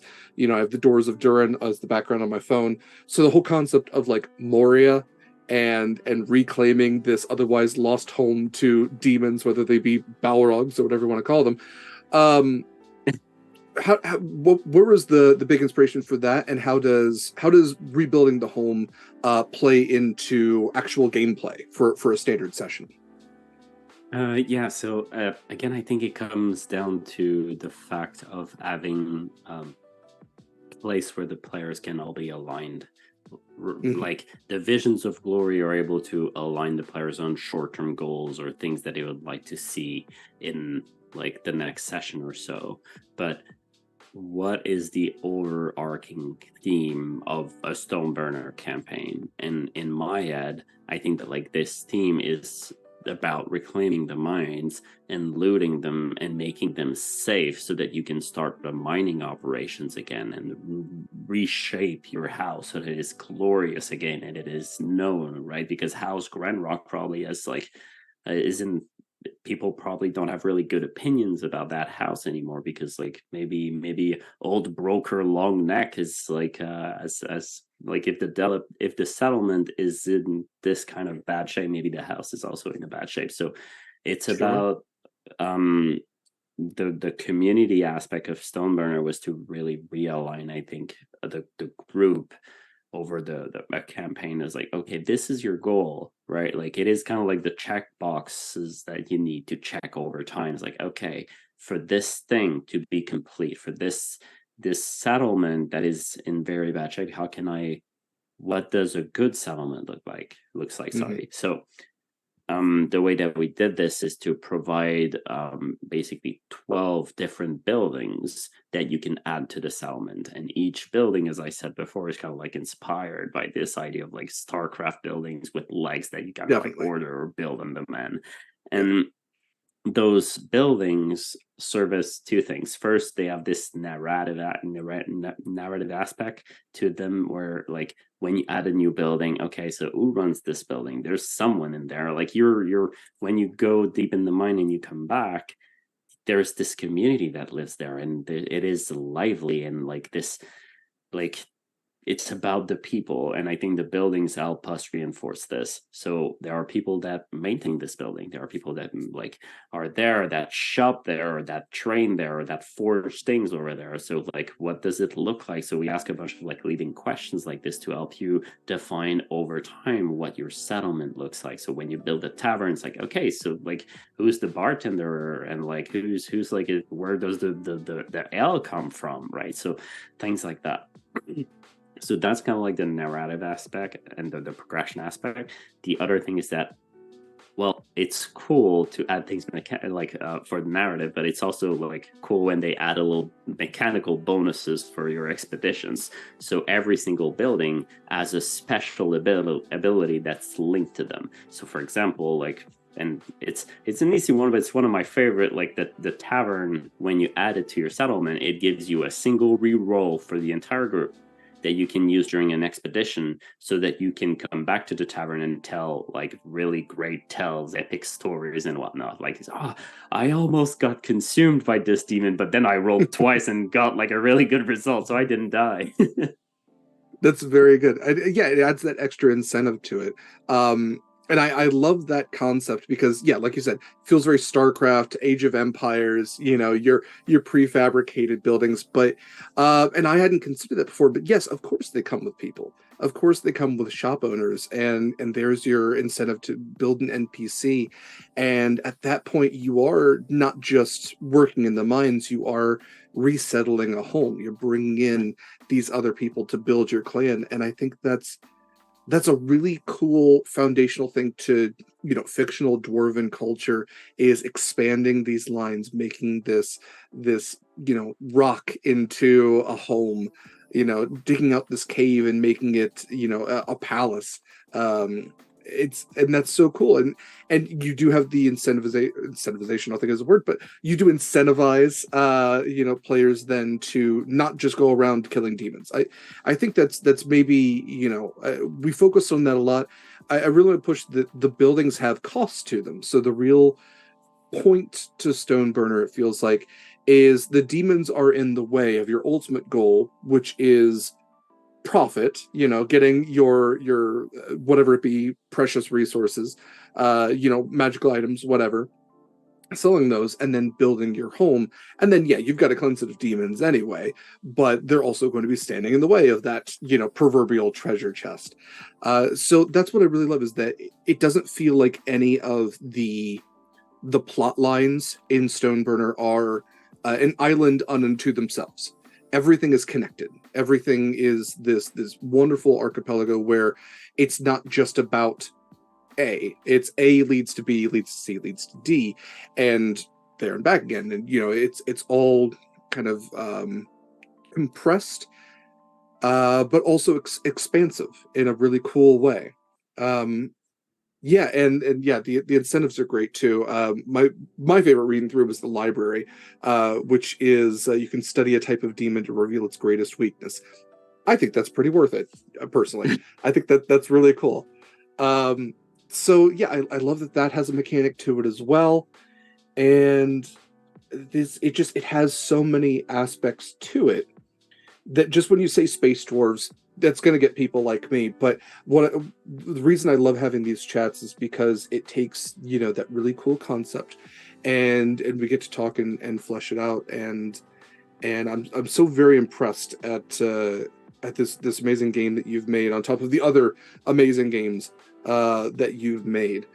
Um, we talked a lot about the tables. There are, you can basically use dice to build your long belt, to describe your expeditions, to create different sectors that you have, and if you are a GM or if you are playing alone, basically randomize the things that you're going to find in any room, in addition to just creating stuff on your own. Um, was there anything else as far as gameplay in Stoneburner? Anything else that you really wanted to hit on in Stoneburner that you don't think that we've covered just yet? I think you've just like hinted about it, and it's the expedition mechanics. So Oh, sure. Please. So in the game, like you said, like there's this all those ideas that are interconnected and create this gameplay loop of you like arriving at this settlement, going into the mines, cleansing some demons, finding some loot, some gold or whatever, some treasures, selling and salvaging everything, and then being able to use those credits to rebuild your settlement. But when you explore the mines, we wanted something that is that gave a bit more of an idea of like what the mines look like and what they contained. So initially we thought about just like the many other things in the book, just having a bunch of tables. But the way we decided to go is we structured things a bit more. So when you want to explore the Long Belt, you need to choose a sector. There's going to be multiple sectors available in the game. Some written by that are going to be written by me and Galen, and the others are actually going to be written by our collaborators of the stretch goals of the campaign. And each sector is going to be it's going to have a D4, a D6, a D8, a D10, a D20, and a D12 table. And all those tables are actually linked to the expedition mechanic. So when you want to travel inside the tunnels of a specific sector and the specific asteroid, what you do is you take a D20 and throw it on a table, physical table. That aspect is important. Like you could do it virtually, but it needs like that aspect of the game needs to be physical. You need that clank, yeah. Yeah. So afterwards, you take all the other dice in your polyhedral set and you throw them around that D20. That D20 is your starting location in that dungeon, in that mine. That is where you are right now. And then all the other dice on the table are point of interest that you may visit in your expedition. So odds and even numbers are actually grouped together to create kind of like barriers between things. So like a cluster of dice that is grouped, and then there's another cluster that is grouped as well. Going from one cluster to the other carries risk. There's always like some sort of like risk aspect to this.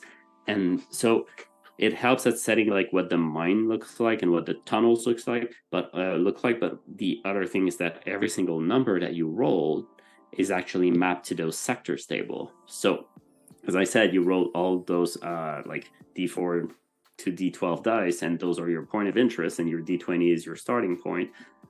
All the D4 to the D12 tables will add a little bit of like flavor to your expedition, and what it will include things like, okay, well, here there's a decommissioned mining bots over there, and there's a Glorberg nest that is there, and like there's a bunch of things like that in the game that you discover as you roll in those tables. And even if you replay a sector multiple times, you will discover different things because the tunnels are intertwined, and you may discover things you've seen before, and maybe they've evolved, and maybe you'll discover new things, like a mushroom, like luminescent mushroom field, or like a glowing waterfall and things like that.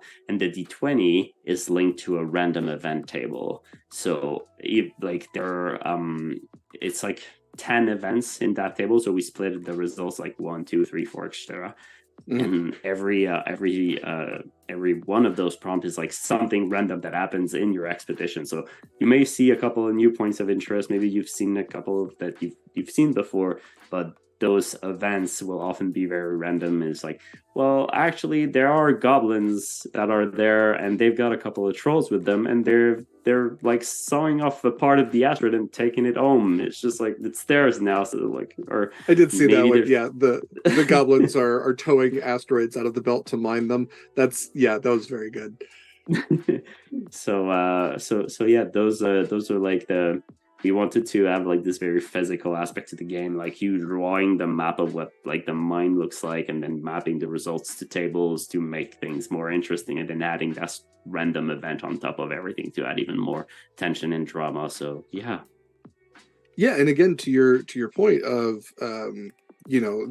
these randomized tables, because a lot of us have seen the whole concept of, oh, if you need to make a TTRPG world, take all of your dice, throw them on the table, draw a map around it. If you need a randomized thing, if you need islands, whatever. I do love that you've also incorporated then the number that dice rolls, the type of dice that it is, to determine what's happening here. Because the example you have is a demon portal next to a mineral deposit separated by a starting point being the D20, the underground, then an underground lake with an old mining shaft separated then from a med bay. So, like you said, it's going to be different, a little bit different every time. It'd be very weird if it's going to be the exact same thing every time. I think that is nearly impossible to throw dice the exact same way every single time. But that's a really cool concept then to add that randomness, to keep players, to keep GMs on their toes. And yeah, having that D20 add that one extra thing, whether what was one of the other examples, droids that were supposed to be decommissioned have suddenly come back online, resuming their duties. And then you're asking prompting questions in there as well to kind of build that story. What triggered their reactivation. The other one I really liked was ship overrun with corrupted undead dwarves. Very fun. And again, you're adding these extra layers of adversaries. It's not just about demons. It's not just this one thing. There is a whole galaxy out there that is standing against your success. How are you going to overcome that? And that's a very cool concept. Looks like my dog wants to say hi. Oh, please. Yeah, we are very pet friendly. If you want to show off dogs, cats, lizards, what have you, by all means. That's very a big dog. That's very, yeah. Very cute. What's her name? Cool. Welcome to the stream. Awesome. Well, let's see. We talked about demons. We talked about threats. Looks like the magic is still a work in progress for me. We did talk a little bit about how magic is kind of one of those things. It depends on how you are accessing it. It doesn't always work right. It is consequential. I think that's really cool. We talked about items. Is there anything you wanted to elaborate on with artifacts and magic items? Yeah, like quickly, like we're still like working on that part, but like artifacts, they are like usually like magic items that carries like risk of some sort, and like your kit comes with 2 artifacts that are like runic based, that are there to help you in your tasks. So most of them are very like goal centric. Like for example, like the stanchion is like the frostbite rune, which is able to like cast like some sort of like cone of ice that can freeze like anything or whatever. So it's very like, okay, if you've got a problem, you can often rely on those like magic abilities of some sort. But artifacts are not just those runes that are applied to objects, but they're also like rare magic items. And one of them, for example, is like this old pipe that when people smell the smoke of that pipe, they cannot lie and they must always say the truth, and this affects the speaker even more so than everybody else. So that's what I mean by like the items are like quirky and fun in a little bit. So we're still working on like developing a bunch of those fun items to throw at the table. So maybe you'll find some of them in the mines. Maybe some people in the settlement that live there are gonna exchange you or trade you, or maybe you'll find them somewhere else. But yeah, like we want to throw those things in the air and to basically like create sparks and ideas for you at the table. For sure, yeah. Definitely have a space Khajiit come by and sell some magic items. Awesome. Well, I wanted to shout out one more time the philosophies that Stoneburner has, because I think that these are it's I'm not sure I've necessarily seen this before. I think it's really cool just to flat out kind of state this is what the game is about. Make points. This is what we're kind of focusing on. So you have condensed that the game is has simple rules and concepts in a concise manner. It is 100% that. It is very accessible in that. It is consequential. We've definitely talked about how that dire consequences and the roller coaster of like you said, the tension and then the release. Player driven. I hope that yeah, whether you play solo, whether you play with the group, that it is player driven.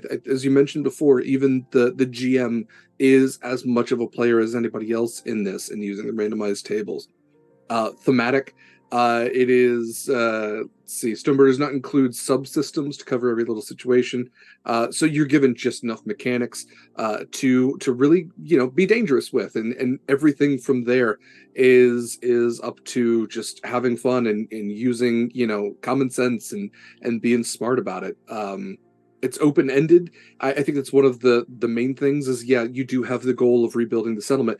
That doesn't mean that there's like the end to Stoneburner. There's always going to be challenges. There's always going to be the next thing. It is an open-ended TTRPG, and I think that's very cool. Is you play until you feel content, and maybe that never happens, and maybe that's not a bad thing.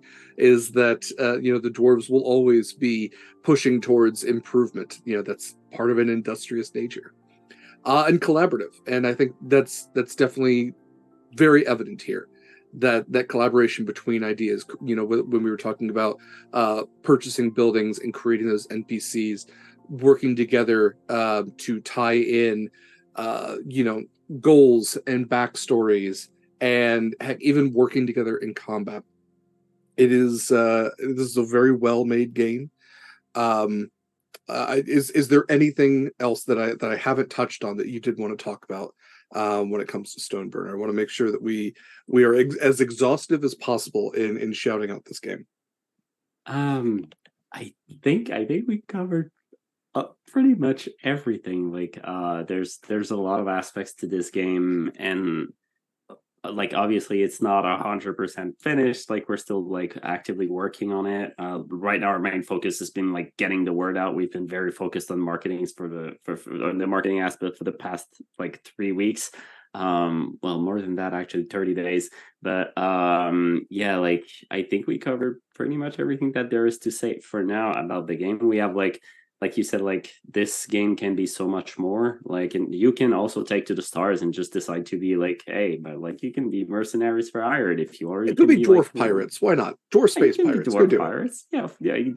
You can definitely do it. And the game also encourages you to create your own subsystems using like the core set, because like when you look at the rules, you can kind of like get this feeling of predictability. Like you look at things and you're like, oh yeah, this is like okay, no, like this as a die rating, you roll it and there's a result, and most things are linked to that. So if you wanted, like my players were like, they found like this med pack and they were like, can I heal myself with that? I'm like, yeah, sure, like we'll invent like some sort of system to deal with that. Like it's okay, like it's encouraged. So there's a lot to add to the game and a lot that you can add yourself as you play. And we have plans to add more as well to the Stoneburner universe. Even though the game is not even done, we already have ideas as to like, hey, because this game I love to build with the community in general, and that's why all my systems are open licensed, and Stoneburner is not going to be any different. So we added so much to Breathless at this point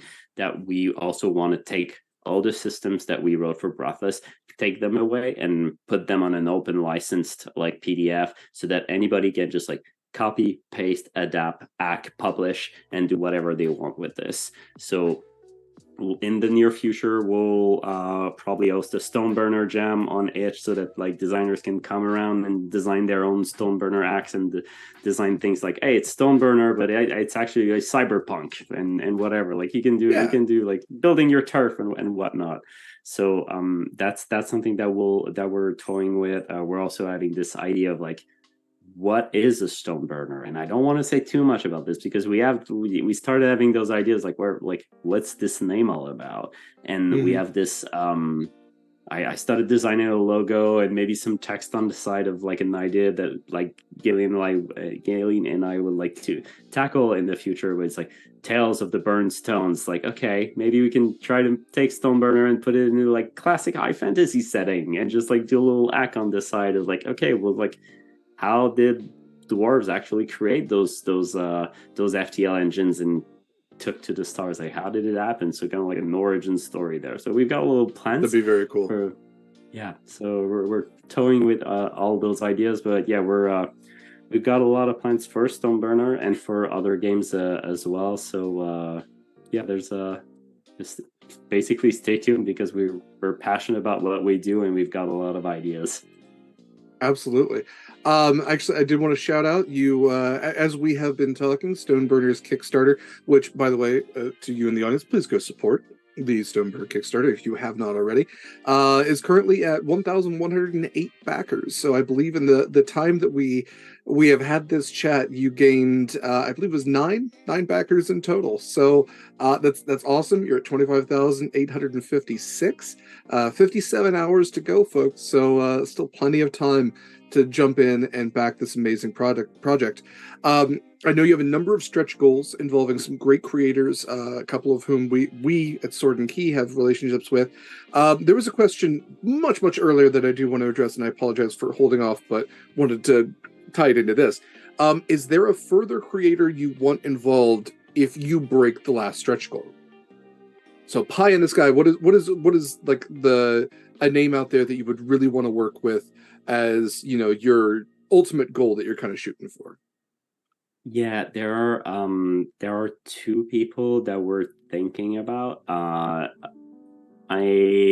we talked about it actually this morning with Gillian because like we don't know if we're good, like we're in good shape to to crush the last stretch goal, but then we don't know if we're gonna go farther than that, right? Like it's so hard to predict. So there are two names that I just want to make sure I don't mispronounce. Yeah, that's fair. We always just do our best with pronunciation. So as long as you're doing your best, it's all that matters.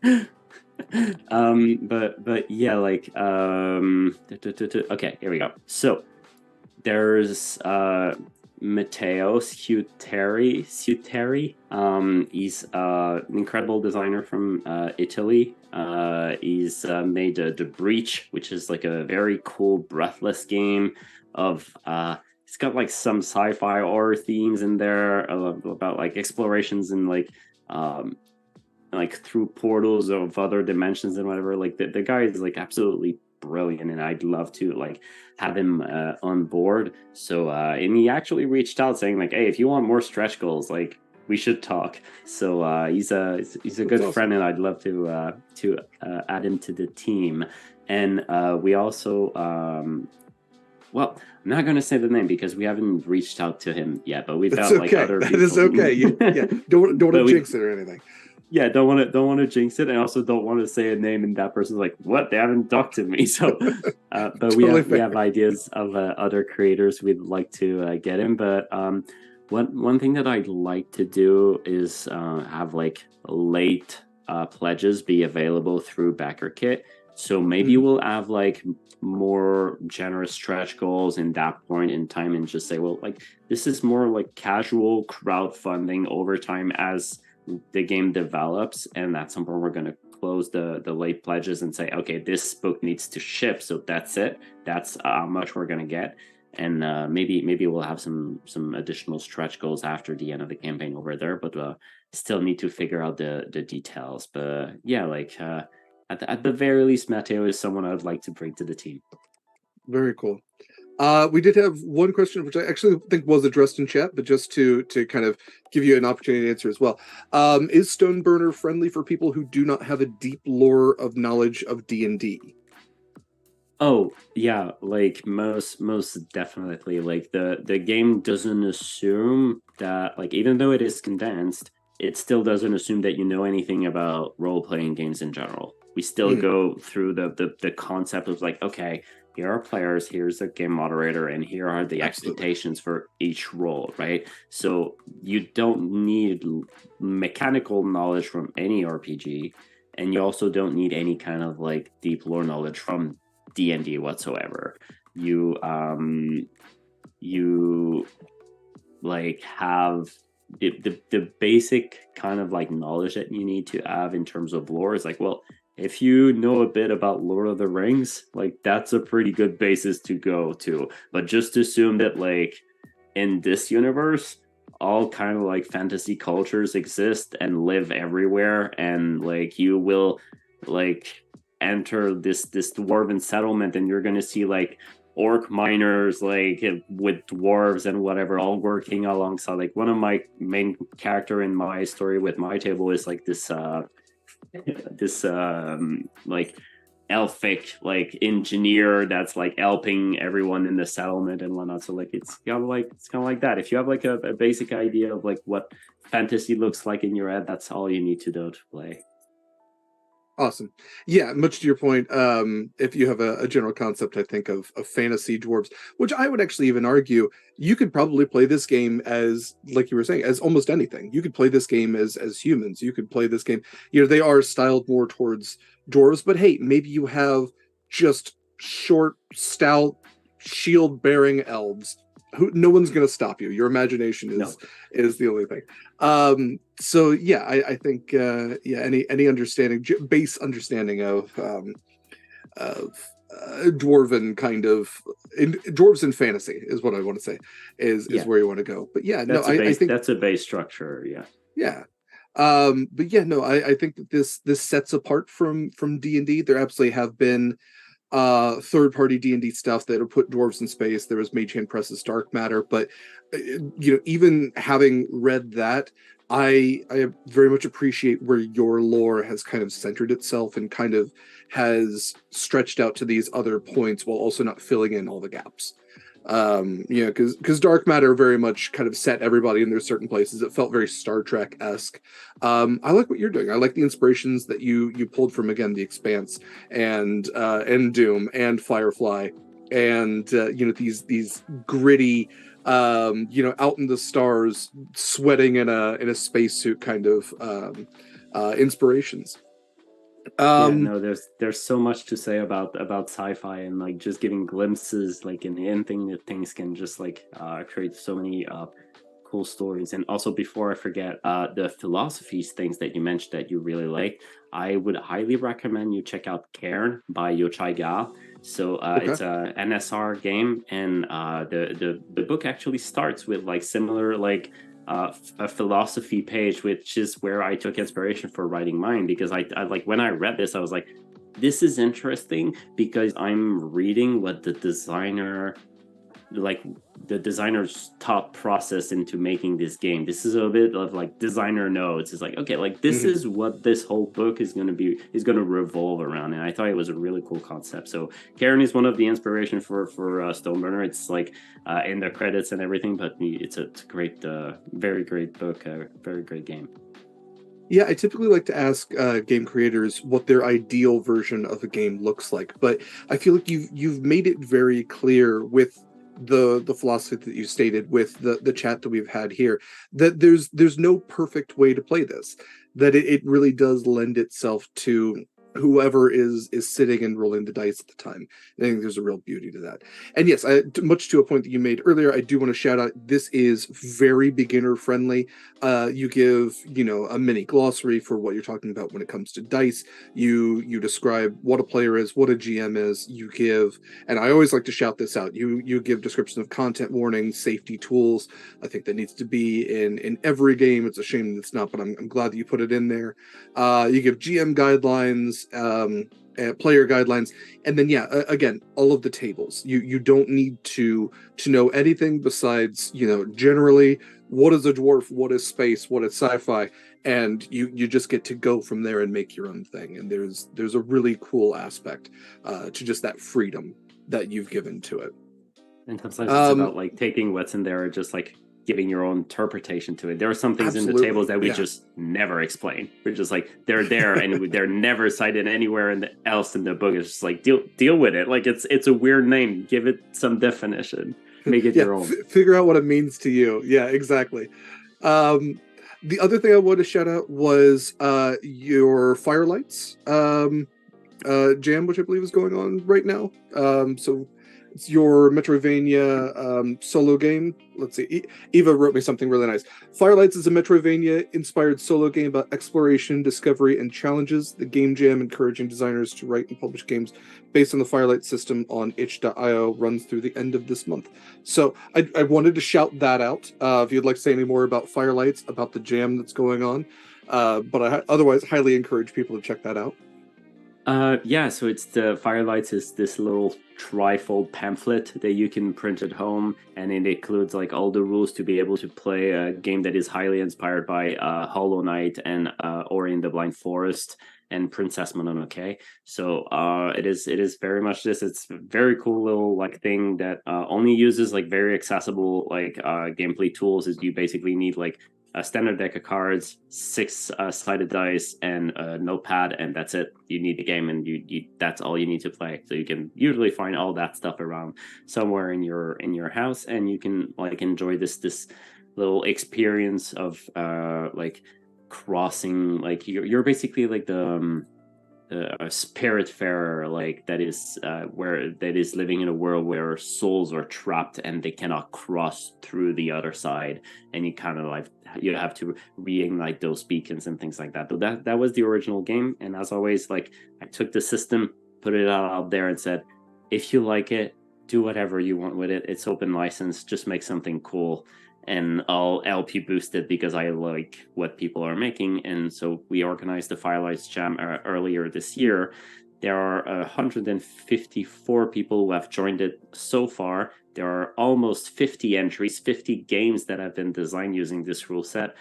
Some of them are absolutely stunning. Some of them are longer. Others are like still in the trifold pamphlet format. So yeah, the jam was supposed to end 7 days. So that's super fun. All right. Well, 23 days to check that out. What is it? Only 57 hours to support the Stoneburner Kickstarter. So a couple of time frames to keep in mind should you want to interact with a couple of amazing projects. RP, is there anything else you wanted to shout out? Where can people find you online? This is the time to just say all the things you would like. Where can people find and support you? Yeah, so I'm at RPDESHAIES on Twitter and most social media in general. But there are all those links as well in the chat. You can find most of my things on my website, like Fari RPGs, FARI RPGS.com. Sorry, it's getting time. My brain is starting to turn back into French mode. You're fine. Yeah, you're good. You have been doing wonderful with a language that I'm not sure is your native one for a couple hours already. So we'll give you a break here soon. So you can find my stuff there. Same thing on my itch store, which I think is linked as well. Otherwise, like if you want to know more about Stoneburner, it's stoneburner.farirpgs.com. Everything is in there.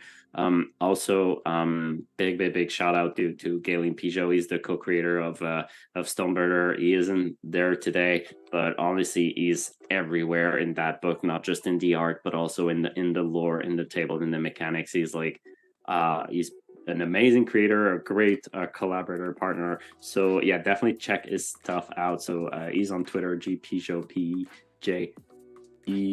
PJEAU. So yeah, I think all the links are in the chat as well. He makes great stuff, and he also makes like fantastic games on his own. Like he's released one Firelights game, actually, one Breathless game that he kickstarted earlier this year, which is inspired by Portal. It's called The Facility. It's really cool game and highly thematic. And if you like his art, just check out his stuff because all his games are full of his art. Yeah, the art is absolutely fantastic, and yeah, it definitely sounds like from the origin story of Stoneburner that he is absolutely a fantastic collaborator and definitely somebody to maybe really push those ideas towards their full fruition. So that's very cool. It's definitely check out his stuff.